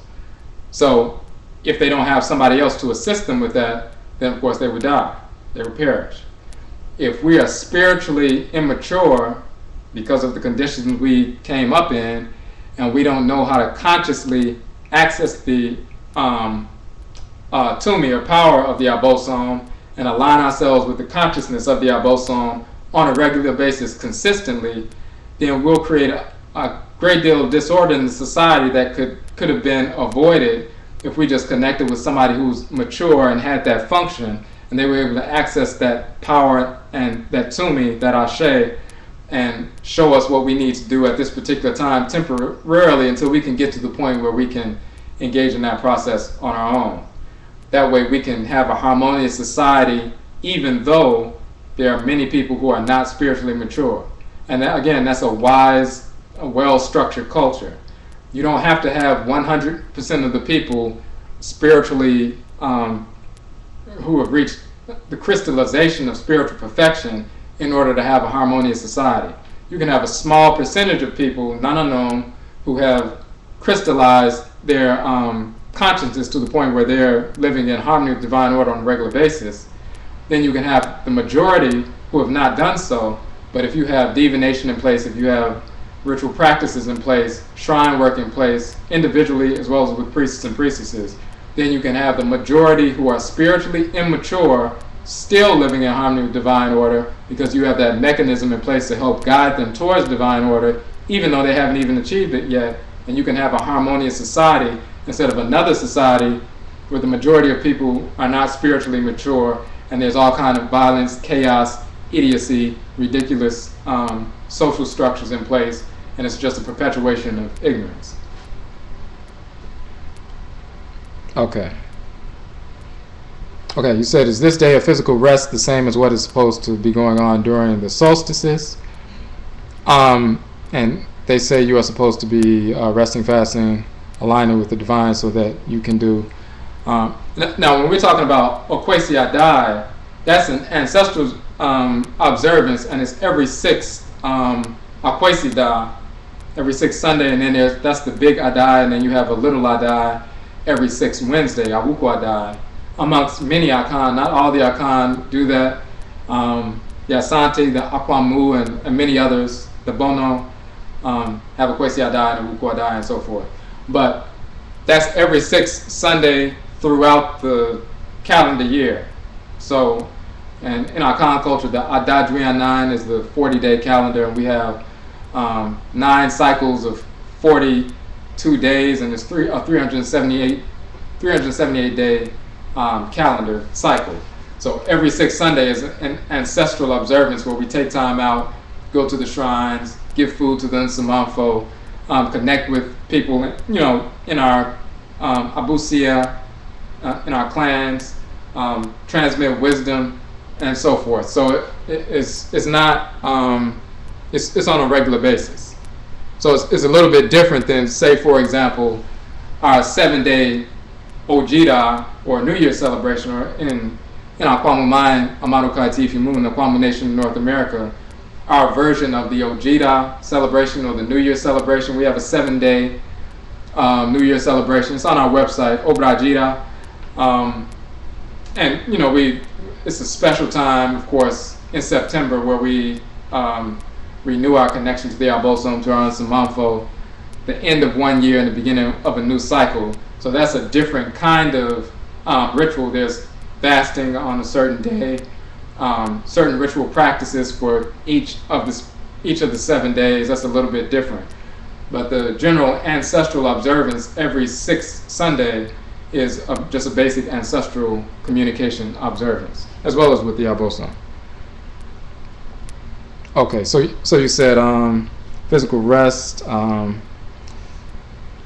do purposeful work for the rest of the year.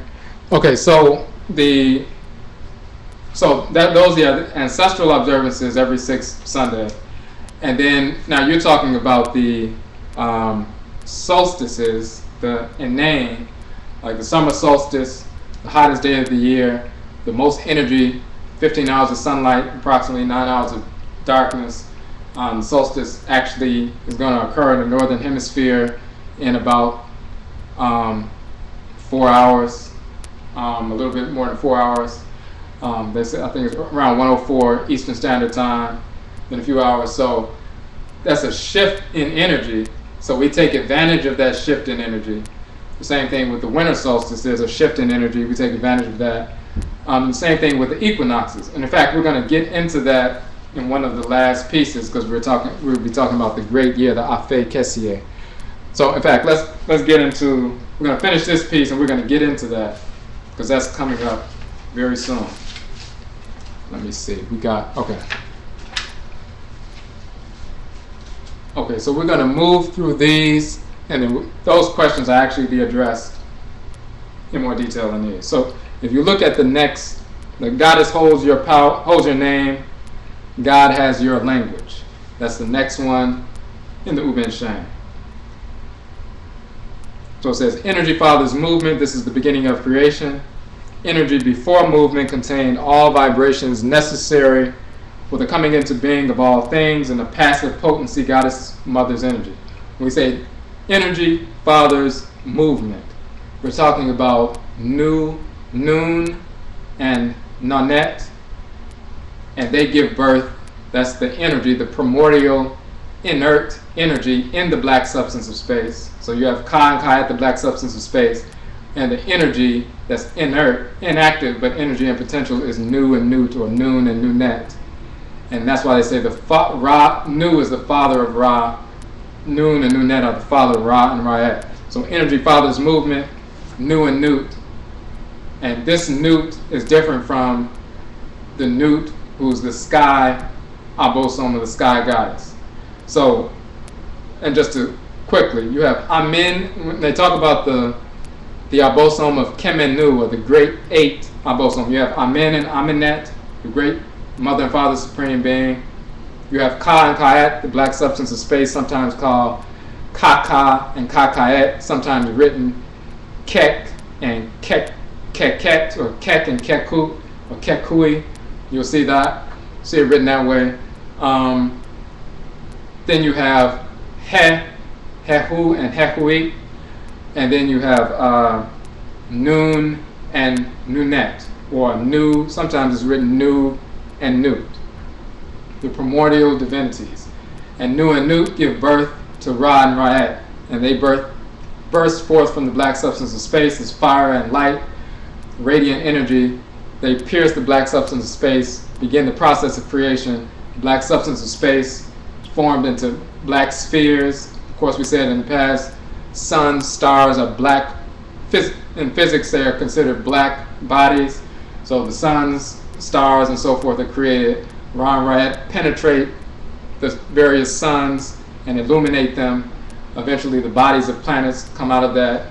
Ra and Ra'et move through the bodies of planets, and then they, of course, our planet was a sphere of the black substance of space. Ra and Ra'et moved through that black substance, illuminated, separated the lighter elements from the denser, and then of course you have the primordial ocean. Ra and Ra'et moved through the ocean floor, caused the ocean floor to rise up. That was the first Ka and Kayet, the first raised land. And of course Ra and Ra'et moving through that raised land, that Ka, were called Afura and Afura'et, so we get Afura Ka, Afura'et Ka to Africa. But when we're talking about, and then they talk about Atem, the Abosom Atem being created and sitting on the raised land, and Atem, along with his wife, the Abosom Asaset Nebetetepet, Atem and Asaset, who is Odomankoma and Asase Afu and Akhan, but Atem and Asaset, they give birth to Shu and Tafnut, expansion and contraction, Abosom, and then Shu and Tefnut give birth to Geb and Nut. And Geb is the male earth Abosom connected to the crust of the earth, and then Nut is the atmosphere Abosom that surrounds the planet Earth. She is the atmosphere, and that's why you can see the stars in her belly, because you can see through the atmosphere and you can see the stars. The stars are not in Earth's atmosphere, but through the atmosphere you can see the stars. So you can see the stars in the belly of Nut because she's the atmosphere surrounding the crust of the Earth. So this female divinity and male divinity, they unite as husband and wife. So that Nut, she is a great-great-great-granddaughter of the original, her great-great-great-grandparents, which are Nun and Nunet, or Nu and Nut. So we're talking about Nu and Nut here. Energy Fathers movement, that means Nu and Nut give birth to Ra and Ra'ed. This is the beginning of creation. And then Energy Before movement contained all vibrations necessary and so forth. We talk about sound is truly primordial. We receive sound, process sound, reproduce sound, which we talked about earlier. Goddess sustains our form specifies sounds. These sounds are our names. So we mentioned that before. The goddess we're talking about here is a Renenet, or sometimes Renutet, the goddess that governs the harvest, but she's also connected with the term Ren or Rin or Din, which means name, and she holds the name. The name is a force that she encapsulates and governs. Okay, so all movement vibrations produce sounds, yet the product sound is merely an audible manifestation, revelation of energy, pre-existent energy. We talked about how when Ra and Ra'ed, or energy, moves through certain forms, they generate a collection of vibrations unique to that specific form, and that becomes the true name of the entity. Your form is constantly emanating a unique configuration of sound vibrations, and that configuration is your actual name. So you were born with a name. So when we engage in ritual practice, we listen to the spirit, tune into the spirit of the child, and give them a name that resounds that collection of vibrations that's constantly emanating from them, that's rooted in their form. Their form is governed by their Kra, the Abosom of the patrilineage and matrilineage, or patricircle and matricircle, and their specific form. All right, so that has to do with the names. Now, the spirit vibrates through any form. Sounds are emitted. We know there's different sounds, again, as we talk about, through different musical instruments. Every musical instrument speaks. Its specific dialect is determined by its form, its use. This is language. Okay, so we have a certain group of sounds emanating from us. That's our true name. But we, as Aakhuamuman human beings, created in a certain region of Aakhuamuman in the beginning, as a collective, we vibrate at a certain frequency. And there's a certain collective group of vibrations emanating from us as a collective. And when we attune to those vibrations, that set of vibrations, when we hear them and repeat them, replicate them with our voices, with our voice box, then that's language. So we have a primordial, inborn language based on Ra and Ra'ed moving through our form, creating a specific configuration of vibrations through the collective. And then we repeat that, and that's our primordial language.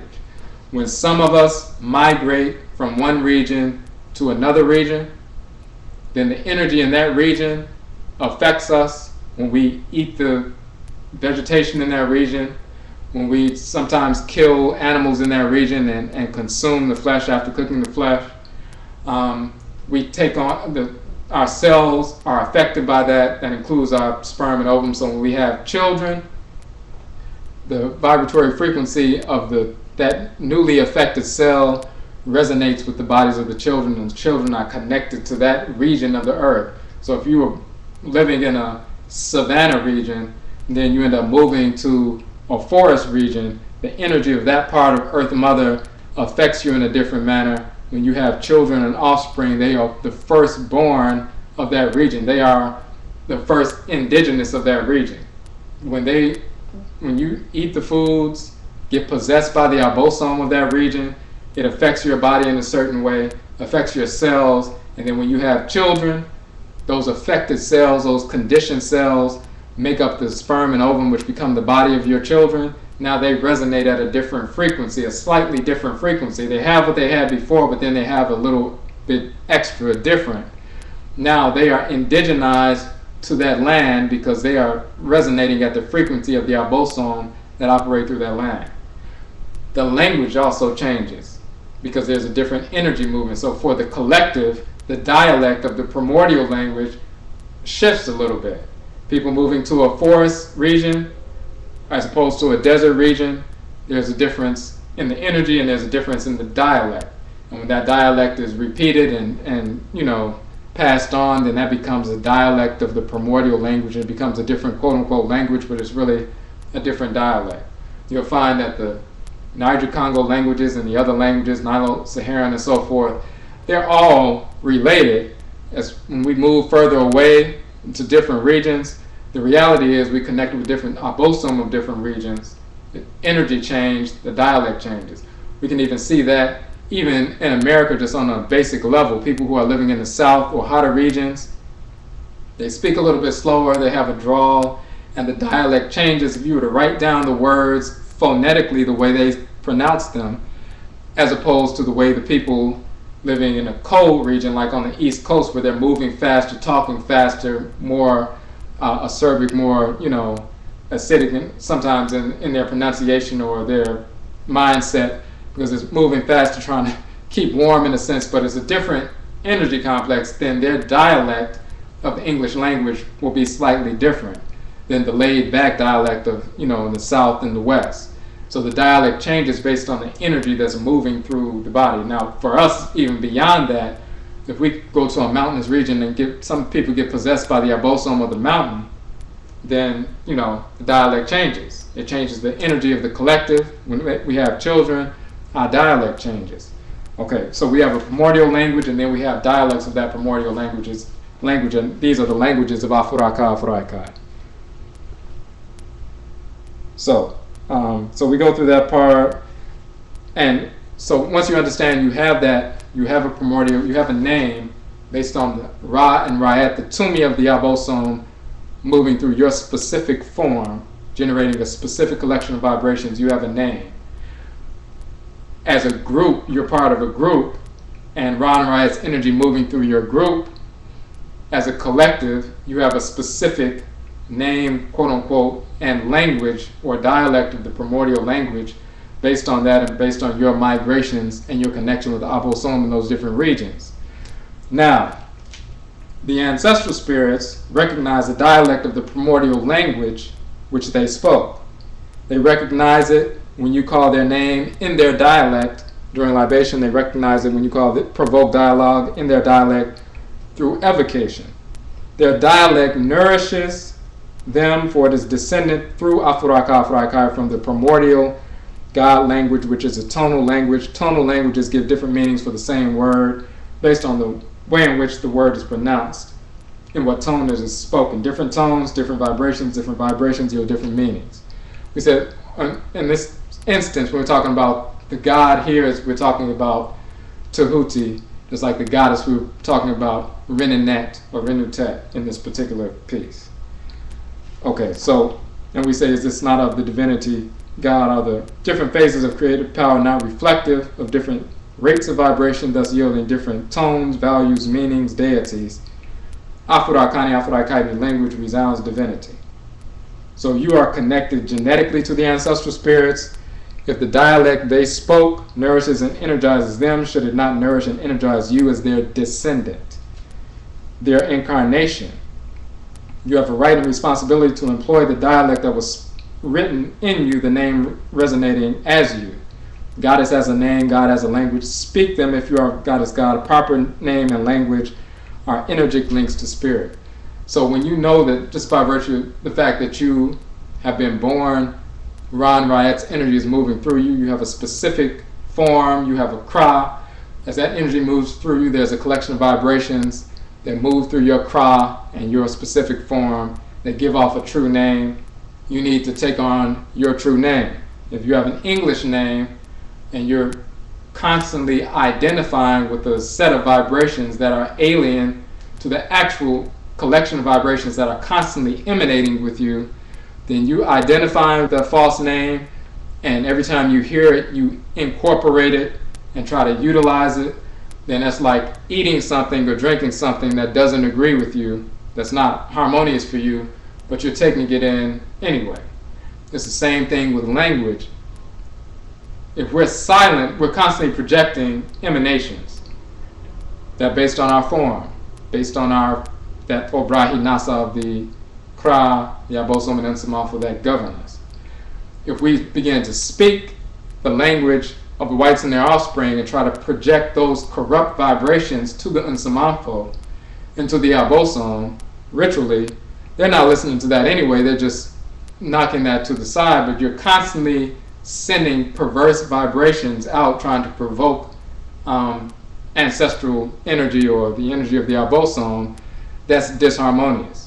You either utilize the language of our ancestresses and ancestors, which is the primordial language which carries the vibrations of your clan. If you don't know the language, even if you just learn 3 words, then that's your prayer until you learn some more words. But you never project the filth and degeneracy of European languages, which are disordered collections of vibrations, to ordered entities. The Abosom are spirits of order. The Nananom and Nsamanfo and we ourselves are spirits of order. We don't project disorder to spirits of order because they reject it anyway. And if they reject it, then we're simply trying to incorporate these perverse vibrations.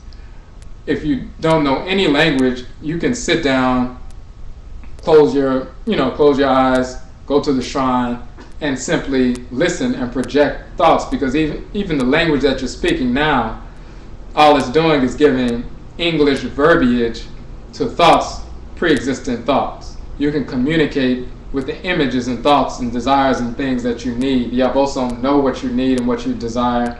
And Nsamanfo know what you need and what you desire. You don't have to wrap those desires, those inclinations and questions in the perverse language of the whites and their offspring, because they're not receiving it anyway. So all you're doing is repeating something and constantly reinforcing the perversity within yourself. So if you don't know language, you can start learning, but even before you do that, you can sit down and just project those images and those desires, harmonious desires, to the Abosom, to the Nsamanfo, and they will respond. Recall that we talked about before. What about a person in Afuraka, over thousands of years, when people sometimes give birth to people who are deaf, mute, they can't hear, they can't speak. It's not, those people, it's not like they're cut off from the Abosom or the Nsamanfo because they can't hear and they can't speak. In fact, they're given protected status in society, whether in Vodou, the Tohosu, or the royal ancestresses and ancestors. They protect people who are born with defects like, deafness and things like that. In Akhan culture, it's the same thing. People, just like in a regular society, in our culture, if somebody's born with a defect, we protect them. We make sure that they're safe. We make sure they have everything they need. They are a protected class. And it's the same thing spiritually. If somebody is, born deaf, or with some other ailment, they are a protected class, and the Nsamanfo protect them. And if you attack one of them, then you provoke the scorn and the wrath of the Nsamanfo for attacking one of their protected class. Sometimes they are actually utilized for divinatory purposes because they are a protected class. We as Afro-Akani people in America and in the West, we are in a position because we were born spiritually deaf, spiritually mute, culturally deaf, culturally mute. We are born in that condition of a protected class because we can't speak and we can't hear. So we have to communicate with the Nsamanfo based on our feelings, our projections, our visualizations, and so forth until we learn language. They understand that, so we are a protected class in that sense, and they communicate with us through images, they communicate through us through feelings. We become clairvoyant, more clairsentient, clairgustant, clairalien, and different things like that. And we receive intuitions, insight, and things like that, sometimes on a higher level than we otherwise would if we were just speaking the regular language, if we weren't culturally deaf and culturally mute. So some people who are Afro-Akani in America, we'll have great insight into some of these principles of culture and great insight into the inner workings of the Abosom, because we were born deaf and mute, so we're a protected class, and they give us that kind of information to try to bring us up to a level where we can function normally. And then, of course, you can start studying language. You go to the Nsamanfo, they'll show you who you are. You start studying the language, and when you make prayers, you pray in the language. Even if you only know 2 or 3 words, then you just start with that. Okay. Okay, so, okay, hit up. Right, so even if you have a limitation in the language, that's not a problem, because they already know what happened to us, and as long as we're making that effort, then they will bring us along. Okay. Okay, so now let me get a drink real quick.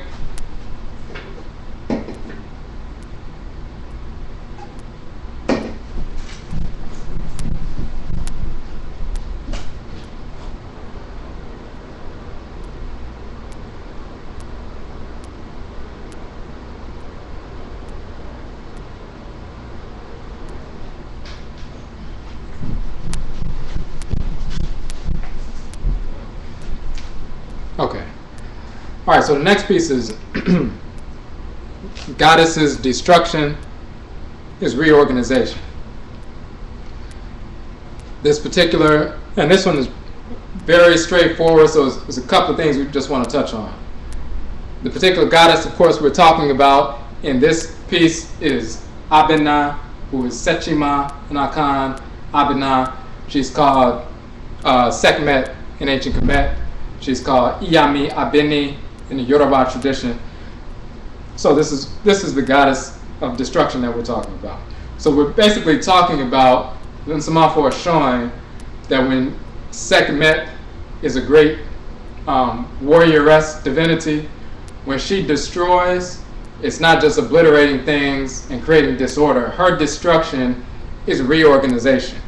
So they give examples, and Nsamanfo give examples of certain things that are destroyed. Even the sperm and ovums, their original forms, there's a destruction, then there's a combination to give rise to a new form. So the original form of the sperm is destroyed or destructured, and then the original form of the ovum is destructured so that they can unite and create a new form. Okay, so that's the basis of her destruction. It's not disorder, it's a reorganization. And that's why it says she destroys matter forms in accordance with the necessity of the moment as dictated by the divine plan. Then the fashioning of new, different forms by God is then possible. So the goddess destroys, destructures forms, Sekhmet, according to the necessity of the moment based on the divine plan. And then the fashioning of new forms is made possible by the God. And this particular God we're talking about is Ptah. So Ptah is the fashioner. So Ptah and Sekhmet are husband and wife in ancient Kemet. Okay. And these are also the Sakpata twins in Vodun.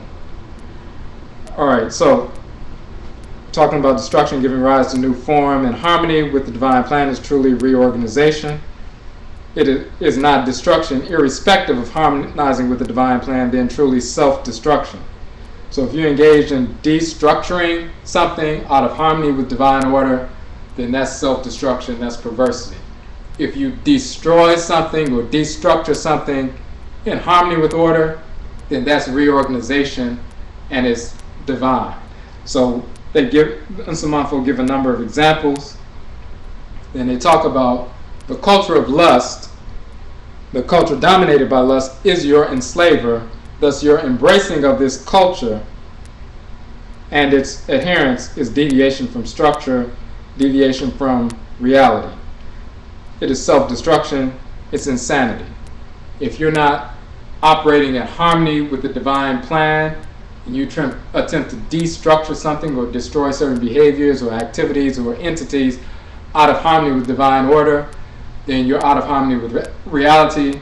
If you're out of harmony with reality, then you're engaged in insanity, and that's self-destructive. Okay, so that's what he says, self-destruction, insanity. Does the prey commune with the predator? Should the enslaved commune with the enslaver? This is insanity. We're talking about the whites and their offspring.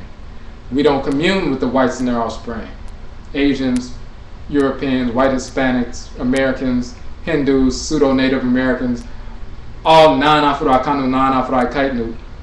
We don't commune with the spirits of disorder. None of them have a cry. We don't commune with that. If we engage in that, that's self-destructive. You don't incorporate poison, you reject poison. You don't incorporate bacteria or toxins. If it gets in your system, your immune system, lymphatic system repels it. That's normal, that's sane. Are you named after spirit, Ra and Raed moving through you? Or are you named after your enslaver?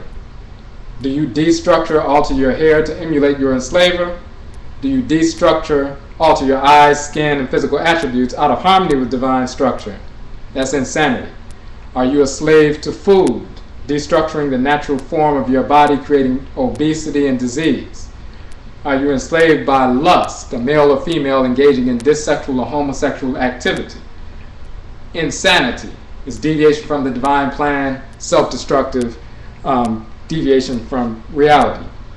And then the Nsamanfo followed that up immediately with all of your excuses are useless, for Goddess does not self-destruct.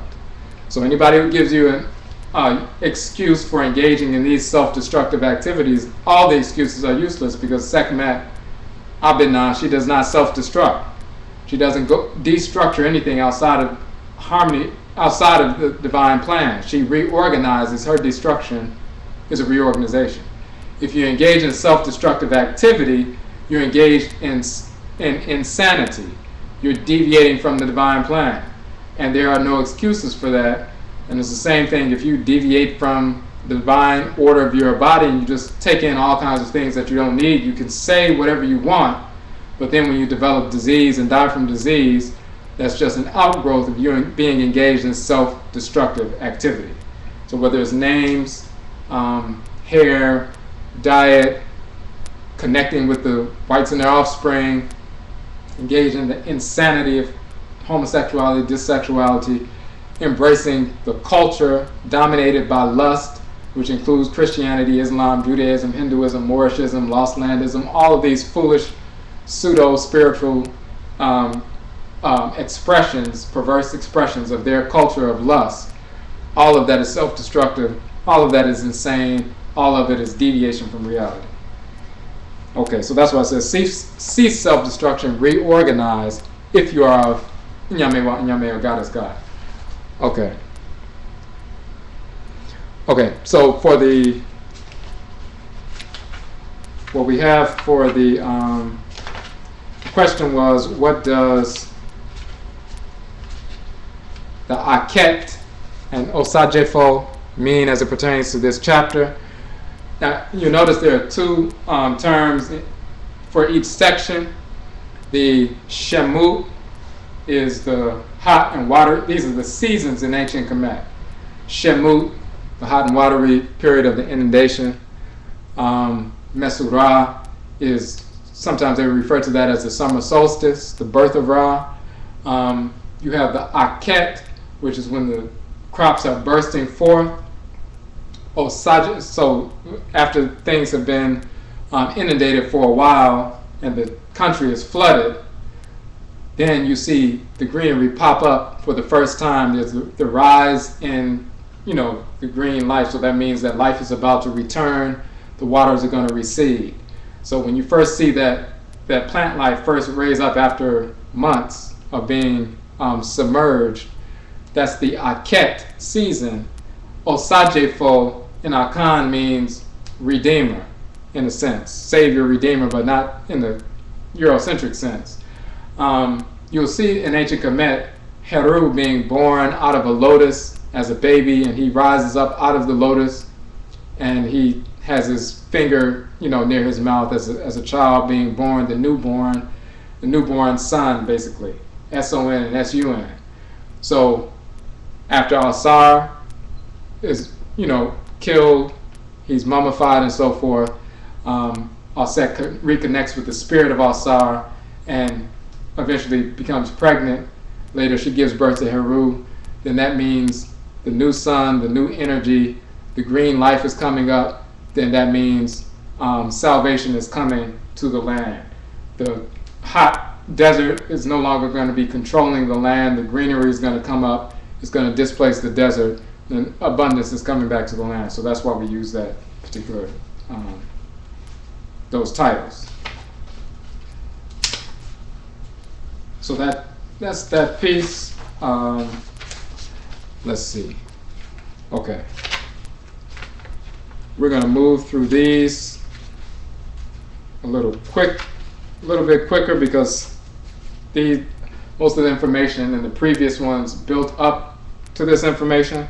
That's why in these last two sections, there are only 3 essays in each section. The first section there's 8. The second section there were 6. And the last 2 there are 3. So barter fear for the knowledge of immortality. It says, imagine for a moment that the Eurasians cease to treat you in a prejudiced manner. They cease to commit police brutality.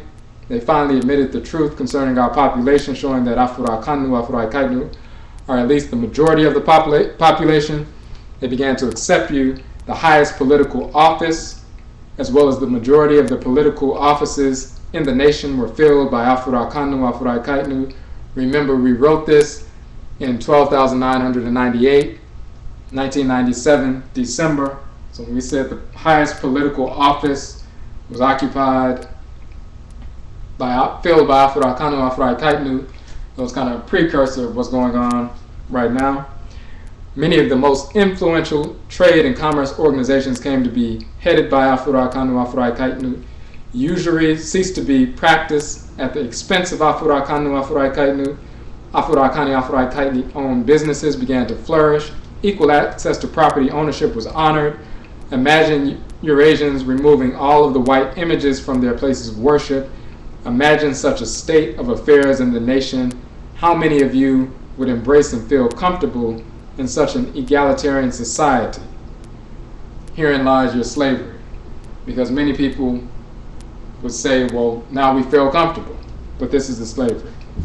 And the Nsamanfo then say, many of you who claim to champion Afro-Akan culture really seek only to live this white culture unmolested.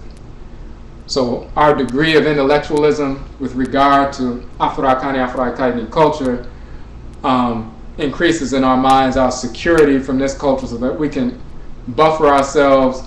And many people who claim to be revolutionary don't understand what resolutionary is. So revolutionary and resolutionary are 2 halves of a whole, but they don't understand that. They really just want to live in the white culture unmolested. That's their goal.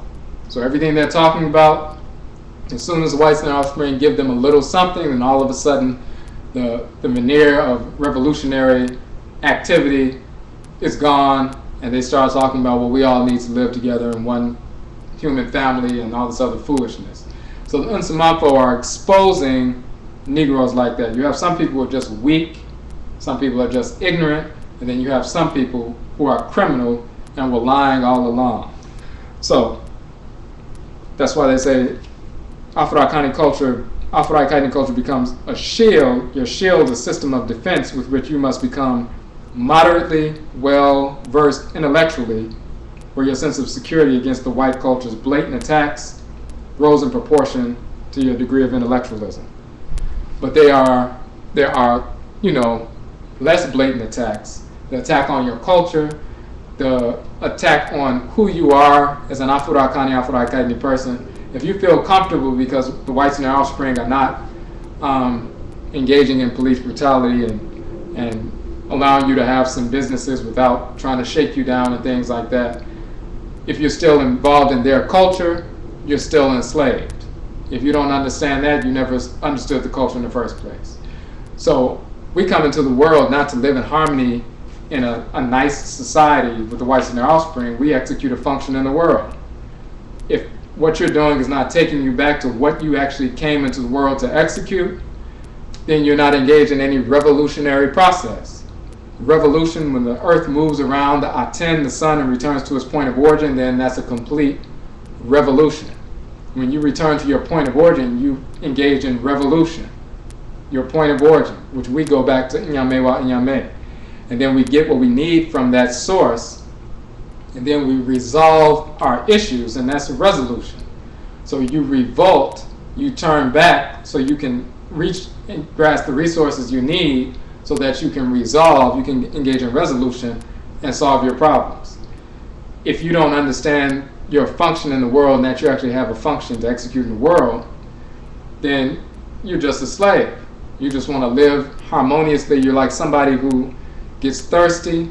You know you need liquids, so you see people drinking whiskey and you just spend all your time drinking whiskey. You think you quench your thirst and everything is fine, but you're actually destroying yourself, and you're setting up a situation for your descendants, and then you reincarnating through your descendants in a negative fashion. You're destroying your cells, destroying your sperm, your ovum cells, and so forth. Degenerate offspring physiologically, and then when you end up reincarnating through them, if they follow your practices, then you reincarnate generations later in a weak, more defective body, struggling physiologically, maybe susceptible to asthma or some other disease. So it's the same thing spiritually. If you don't understand your value, understand you have a culture, understand you have a function to execute in the world, and all you want to do is live unmolested in white society, you're still engaged in self-destructive activity. So they talk about who truly speaks of Afurakani, Afurakaini culture. Religion animates culture. Reincarnation animates the religion. If you don't understand that you have multiple existences that you return through your descendants, and the whites and their offspring attempt to take that knowledge away from you, then they've taken your life or your lives away from you. So you begin to operate as though you only have one life. And if you operate like that, which they want you to do, then you won't focus on what's going on here. You'll wait until, you're waiting to go to heaven or escape the cycle of reincarnation while they're in control here. They understand that they will return through their descendants. So they're setting up situations where they will perpetually, for hundreds of years, and for them hopefully thousands of years in their mindset, constantly reincarnate in the same position of dominance, cultural dominance that they're in right now. That's why they don't want you to understand reincarnation. If you understand reincarnation, you understand that you're going to come back, and if you don't do anything to, rectify the problem, you're going to reincarnate in the same situation or a worse situation. They also don't want you to understand reincarnation, because then you understand that you are immortal. And when you understand that your spirit is immortal and your spirit cannot be killed, then you don't fear death. And when you don't fear death, it's easy for you to establish a situation or a set of processes where you wage war against the whites and their offspring for their extermination, because you're not fearing death, because you're going to return anyway. If you think you only have one life and you're engaged in some foolish pseudo-religion and think that if you kill somebody in a war or something like that, you're going to go to hell, some foolishness like that, that greatly prescribes or truncates your activities. But if you understand that you are immortal and you will return, and you're going to return through your descendants, and possibly in a worse situation, then you make different decisions. You make different plans. You don't have any fear. You barter your fear for the knowledge of immortality, and that's what the Abosom are telling us in this piece. So that's the basis of that piece. Okay, spring has arrived, regenerate your culture. This is talking about the different phases, and one of the questions asked, talking about the solstices. Here we're talking, just like you have the equinoxes and the solstices, you also have that in the great year, the Afekesie, the 26,000 year cycle. We're in the midst of that cycle, by the way. That's why we use the 13,013. We're in the midst of a 26,000 year cycle. The cycle that they call the great year. In Akhan, that will be Afekesie. So just like there are different energy different energy that you can experience in spring, in summer, in fall, and winter. We take advantage of that ritually throughout the year, so we have ritual practices during those times. In the great year, the same process. So during the great winter and the great spring, great fall, great summer, when you have abundance of hot energy, use that for productive development, generation of culture, and things like that. In the cool periods of the year, use that for regeneration, restoration, inculcation of ideas, and establishing governments and institutions and things like that. In this great year cycle, instead of allowing ourselves or utilizing that energy in an intelligent fashion, some of us allow the fire of this particular aspect of the great year cycle to fire up our passions, fire up our lusts, and instead of focusing on productive development, we're waging war against each other, and then selling the prisoners of war to the Aakhuamuman, the whites and their offspring, during enslavement. Or instead of using the cool energy of this sacred cycle for productive regeneration, restoration, incorporation of culture, we allow ourselves to fall asleep and allow caste systems to define who we are. But we are now in the spring aspect of that 26,000 year cycle. We're in the 13,000, right in the middle. So spring, when it says spring has arrived, regenerate your culture, we are in the spring cycle. It's time to regenerate the culture. We're on the upswing. We're getting hot, it's getting warm. We're about to expand, use that energy of heat that's coming in for expansion, for development, for warfare, for revolution and resolution and so forth. So that's the piece there.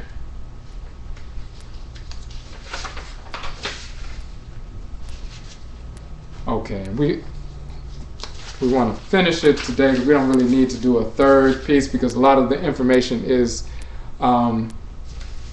straightforward. We just want to hit these points. And of course, if anybody has any questions, just go ahead and type them in the chat. Okay, this one, God protects her laws. This is talking about self-preservation. So it talks about scratch your skin, notice the scab will form. It's a self-defense mechanism. You cut the leg off of a crab, or the leaf off of a certain plant, it'll regenerate. If you attack certain animals, they will naturally, instinctively draw on their spiritual energy, utilize that physically, and attack back. They have a natural instinct for self-preservation. We as Afro-Akani human beings have a natural instinct for self-preservation. Now, when you look in the fourth paragraph, it says, does the bear wait for another to protect it? Does the crab wait for another to protect it? Does any other natural entity in the world wait for another to protect it? Or do they draw on their natural instinct that's spiritually powered towards self-preservation and utilize that energy to protect themselves and defend themselves naturally? The whites and their offspring do not want us to attune to Sekhmet, to Bena, to any Abosom that deal with self-preservation or war, warrior Abosom, that will mean that we will wage war against them to exterminate them. They want us to turn the other cheek, wait until we die, go to the abyss, escape the cycle of reincarnation. They want us to even believe that self-preservation is evil, and the thought of self-preservation or defending ourselves is evil, if they're talking about Christianity or Islam or something like that, or it's immature. Vengeance is immature. In the Hinduism and Vedanta and Buddhism and Taoism and foolishness like that, they want you to believe that vengeance is immature and evil, self-destructive, anger is self-destructive, hate is self-destructive. That's foolishness. The Abosom of hate is divine. They are Abosom of hate. Abenan Bena, Heru Behudet, Sekhmet are the Abosom of divine hate. And of course we have the series, Madanechi, divine law and divine hate, showing that there are deities of hate. They even have hate encoded within their names because that's what they function as. Your immune system, lymphatic system are the systems of divine hate within your vehicle. They reject disorder, destroy cancerous cells for the preservation and integrity of the divine order of your system. So the whites and their offspring do not want us to engage in self-preservation because they want to maintain white rule. The Nsamanfo are showing us here that that's insane to think that you should not be engaged in self-preservation. In fact, that's a divine function that all of us should embrace. So that's the basis of that piece. Then the other important part is at the end. Does disease, well, it says, where are your talents and faculties? Does disease not begin on the spiritual plane and manifest as physical disease? Where do we draw our energy for engagement? It begins in the spiritual plane. That means that we have Akra, we have Abosom that govern us. Our talents, our character, our personalities revolve around the complex of energy that we have been given pre-incarnation, so that's where we draw our resources for engagement. And once we attune to that, we utilize that unique configuration of energy we have been given to preserve ourselves and utilize it physically. So we draw on the energy spiritually so we can utilize it physically. We don't just go to the spirit realm and pray and meditate and hope that the whites and their offspring will be wiped out. We attune to the energy, our consciousness spiritually, so that we can empower ourselves, and then we use that power physically to physically exterminate our enemies. That's how it works. It goes from spiritual to physical. It's not an escapist ideology, because it's reality. We're talking about reality.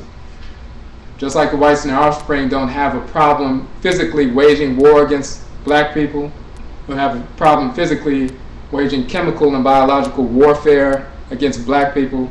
They are not physically superior to us. They are not spiritually superior to us. They're not equal to us physically or spiritually. They're not tapping into some sacred science or sacred spirits and using that against us, and we're just, enslaved because we haven't tapped into some sacred science that they have and we don't have. They haven't used our spiritual systems against us. They can't use our spiritual systems.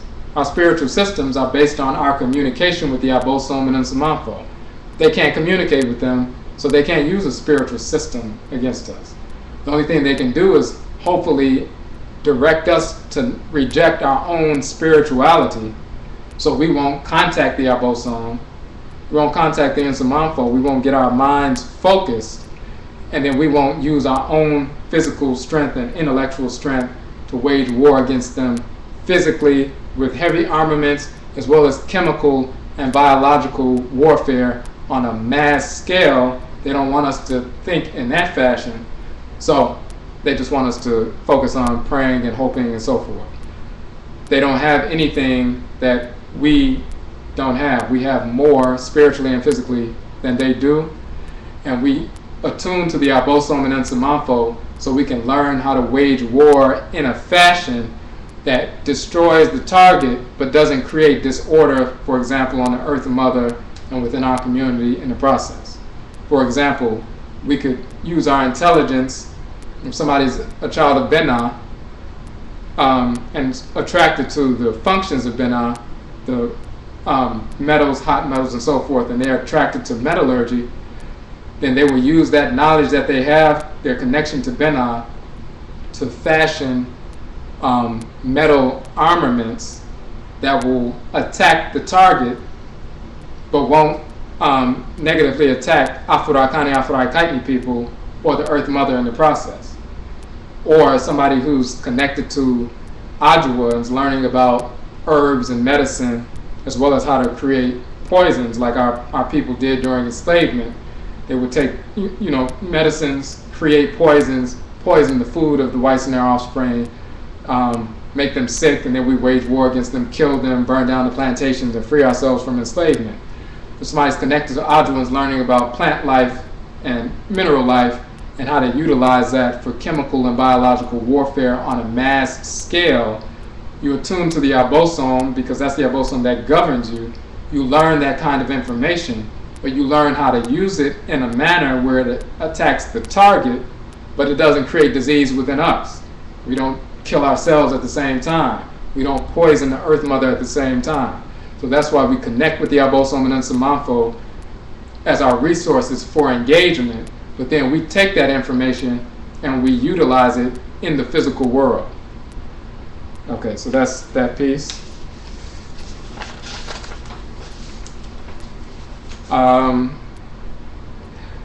Okay. Killing is transference, murder is stealing. This is basically, and since most of the other pieces kind of build up to the information here, some of it is already included. The difference, but there's killing is not murder. Murder is engaged in the process where you take life out of harmony with divine order. Killing, whether it's sacrifice, for example, animal sacrifice if it's done in harmony with divine order, or waging war against your enemy, defending yourself, defending your community, and taking your enemy out of the life cycle process, that's not disorder. So there's a difference between killing, there's a difference between murder. We engage in killing when we engage in self-defense, when we engage in offense, when we protect ourselves, protect our society, eradicate disorder, and so forth. There's a difference between killing and murder. The whites and the offspring want you to believe that all killers are murderers, and anytime the notion of killing comes up, then we think that's evil, immature, self-destructive, and so forth. The only reason they speak against animal sacrifice and make us want to believe that animal sacrifice is evil is because they can't control you if you have a notion that you can kill something in order to get in harmony with divine order. When you sacrifice an animal to an Abosom or to the Nsamanfo, you're engaged in killing or transference of a spirit from one realm, the physical realm, to the spirit realm, so that you can get in harmony with divine order. If you have the notion that you can kill to get in harmony with divine order, meaning there's disorder going on, how do I get back in order? I kill something. That's dangerous. The whites and the offspring can't have you thinking that, because then of course you will naturally recognize that you're engaged, you're living in a disordered society, then killing is the answer. So they can't have you believe that, so they have to weave into the cosmology, the perverse cosmology, that killing is evil. Killing is murder, and murder is evil, and so forth. So a lot of our people, as soon as we hear the idea, we hear the word kill, we think it's evil. We don't want to have anything to do with war. We don't want to have anything to do with any kind of killing, whether it's heavy armaments, whether it's psychological warfare, whether it's even intellectual warfare, even and of course chemical and biological warfare. They don't want us to have anything to do with that. So the basis of that piece, as they go through and ask the questions and present, is showing the difference between killing, which is sacred, and murdering, which is stealing. We don't engage in murder. That's self-destructive. When we kill in harmony with divine order, whether it's sacrifice or whether it's through defending our mind, our nation, that's divinely guided. Okay. Okay, so, and the Pert and Adai. Now the Pert, again, that's the next season. So you have the Shemut, which is the watery period of the inundation.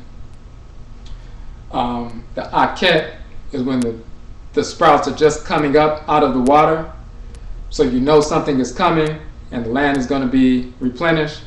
And then you have the Pert or Peret, is when the waters totally recede and everything comes forth and you're back into a normal situation, and people can migrate back towards the banks of the river and reestablish their regular activities and so forth. And Adai, again, is that gateway to the spirit realm, so you can grasp those resources and utilize them for your benefit. So you stop your regular activities, go through that gateway to the spiritual realm, grasp the resources you need spiritually, and then you can use that information to restore order to your life. Okay, and the last piece is the initiated as instruments of liberation. And it talks about the priests and priestesses' function with regard to liberation. And it goes through a process, and it kind of, again, builds on, is a summation of some of the information we already built on. But it's talking about, basically, a priest and a priestess, they are vessels for the Abosom to operate through the human sphere. They utilize the energy, they pull that energy in and then transmit it to the society, and then people utilize what is given by the Abosom to execute certain functions that they are trying to execute. When we're talking about liberation, the priests and priestesses provoke the energy of the Abosom, provoke the consciousness of the Abosom. The Abosom can come and transfer that energy or transmit it, renew our consciousness, and then we can take that and utilize it to wage war against the enemy. But if you don't have the desire to wage war against the enemy, then the priest and the priestess is not a savior. All they can do is provoke the energy of the Abosom, give you that information, show you what you need to do to heal and so forth. But if you are not conscious enough to want to engage that process, then the priest and the priestess can't do anything. The warriors and the warrioresses are the ones who wage war against the whites and their offspring, not the priests and priestesses. Sometimes, of course, the priests and priestesses go to war with the warriors and warrioresses. They get medicines, they get insight into what the enemy is doing, when they're about to attack, how they're going to attack, what things you can do in the process of warfare to check the movements of what the enemy is about to do, so you have foresight and you can make better movements. But that's strategy, that's insight, that's information. Those are tools that you can use, and the priest and priestess can give you tools that the Abosom will give you. But the Abosom don't fight the war for you. You're a human being. The whites and their offspring are degenerate human beings.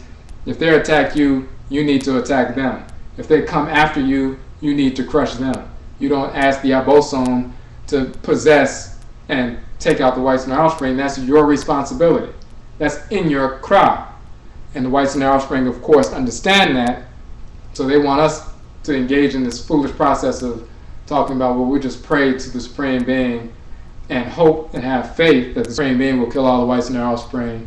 And they know that that's not part of our culture. That's why they teach it to us as though it is part of our culture. And even when we leave Christianity, Islam, Judaism, and so forth, and we get involved in ancestral religion, we bring that foolish mindset to the ancestral religion, and we sit down and pray to the Nsamanfo and the Abosom and Nyame, and hope and have quote-unquote faith that they will just take care of everything. But we're abdicating our responsibility. We don't teach our children that. If a child hits one of our children, our child doesn't come back and say, you're more powerful, if you have a 5-year-old and another 5-year-old hits your 5-year-old, your 5-year-old doesn't come home and say, hey, you're way more powerful than my classmate who hit me, why don't you go and beat him up? Yes, you are much more powerful than that little 5-year-old, but it's not your responsibility to defend your 5-year-old from another 5-year-old. They have to learn to defend themselves because they're just as powerful or more powerful than that child.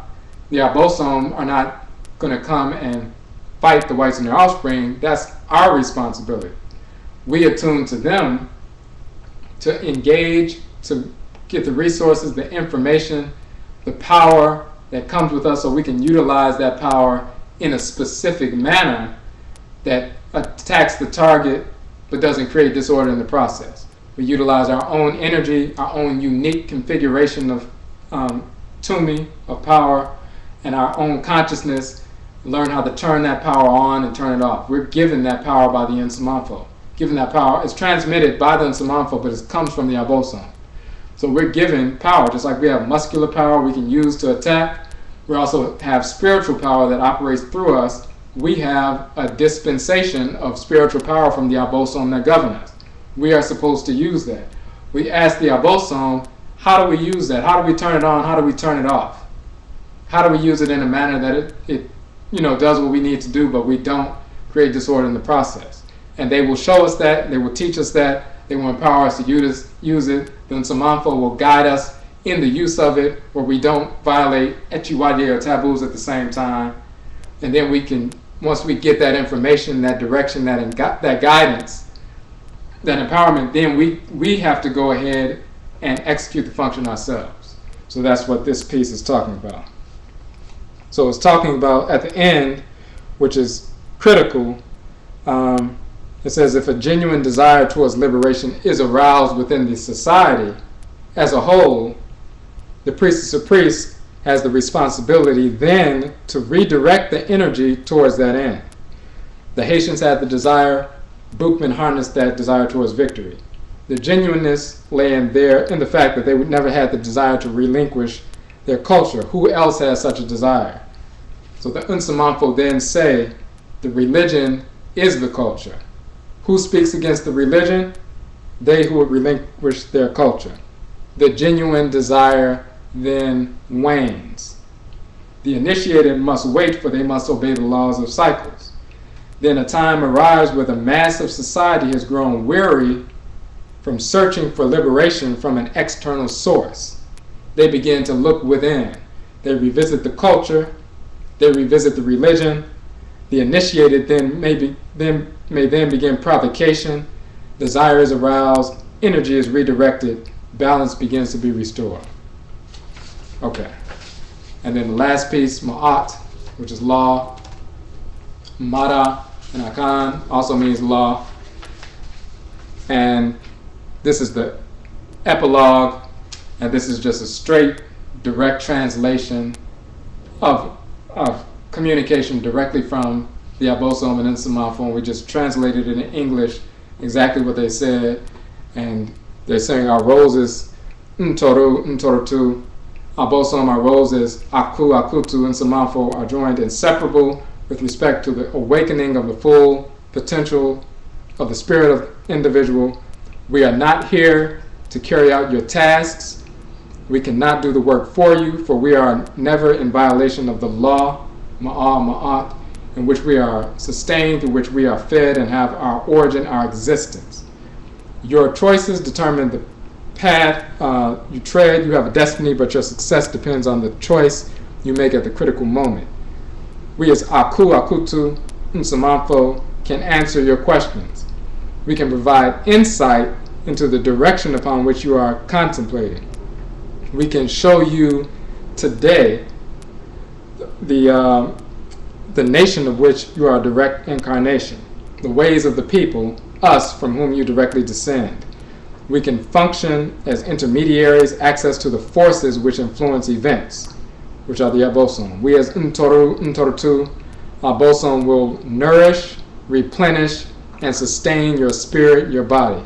We will convey the power, the consciousness, for you to carry out the tasks which you choose to undertake. But you must see that every act sets events in motion, events that will not be reversed. Some may endeavor to avoid consequences through manipulation of forces, pseudo-witchcraft and so forth, but none can ever truly escape. We worship or wordship the law. We uphold the law. We can never deviate from the law, the Supreme Being. Make your choice, unite your will to the divine will, and you will prosper. You will accomplish what you incarnated to accomplish. Reject the will of divinity, and you will receive that which you chose to receive. It is ultimately your choice.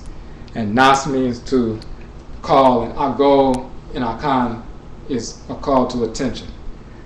You have never had an idea, you know nothing. The wisdom of divinity is from whence comes all knowledge. We as Ntoru, Ntorutu, Abosom form wisdom as knowledge. This we hold in time.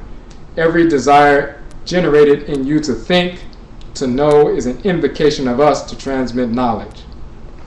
And that goes back to the checks and balances. Every time we want to know something and we think and we desire, that is an invocation to the Abosom, and we try to pull down knowledge from them, because knowledge is already in the consciousness of the Ka and Kaya Inyame wa Inyame.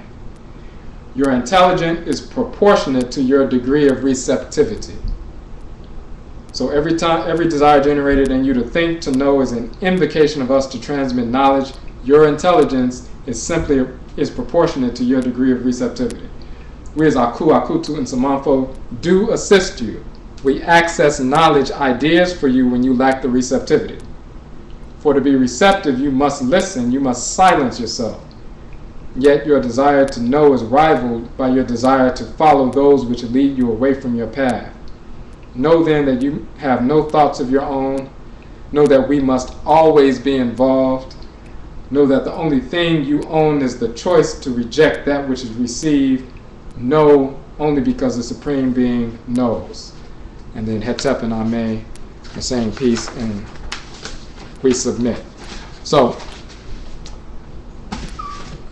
that's the end of the Uben Shang. All right.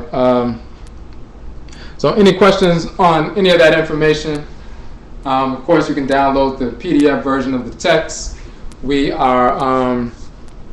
will soon have a soft cover version of the text. We are working to get soft cover versions of all of our texts when we can for sale, but we also are moving in a direction where we can get soft cover versions of all of our publications. And just like we have the PDF versions of over 40 articles and about 12 books, 12 publications on the website, the Nananom and Homa and the Akhan complex, Okra complex, the Soul of Akhanfo, the Obedima Afrakani Manhood book, Ptah Sasatim, Mate Masiye, Kuku Tum Tum. So we have a number of books and the free PDFs, and then we have over 40 articles, which are PDFs, some of them very extensive, 30 pages, which are like books in and of themselves. Just like we have those free PDFs, that information right now is over 1,000 pages of information, published information on the site. We also are moving in the direction where we can have soft cover versions of all those texts, where we can print them out and distribute those soft cover versions for free as well. That's the direction we want to move in, and we're trying to get that. So if you, let me put the website up here real quick.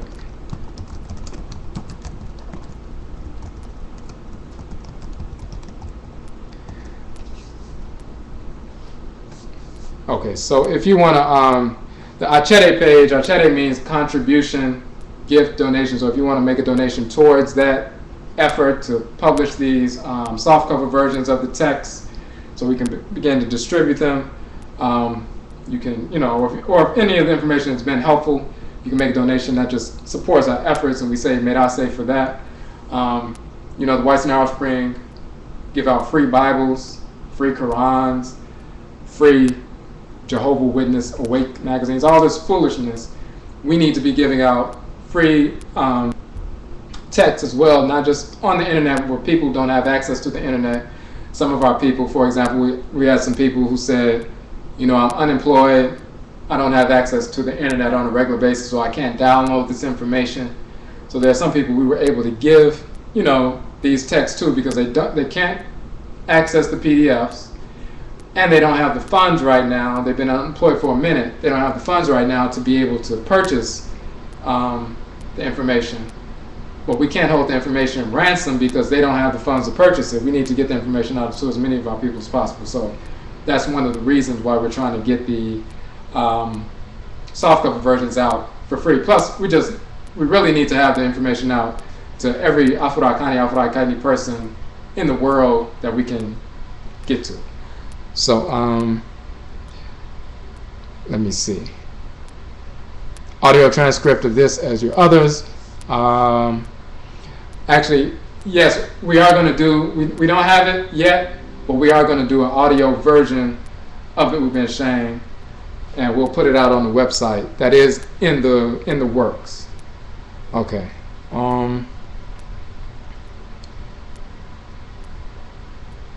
Okay, my brother also mentioned the other website. I'll put the link up here.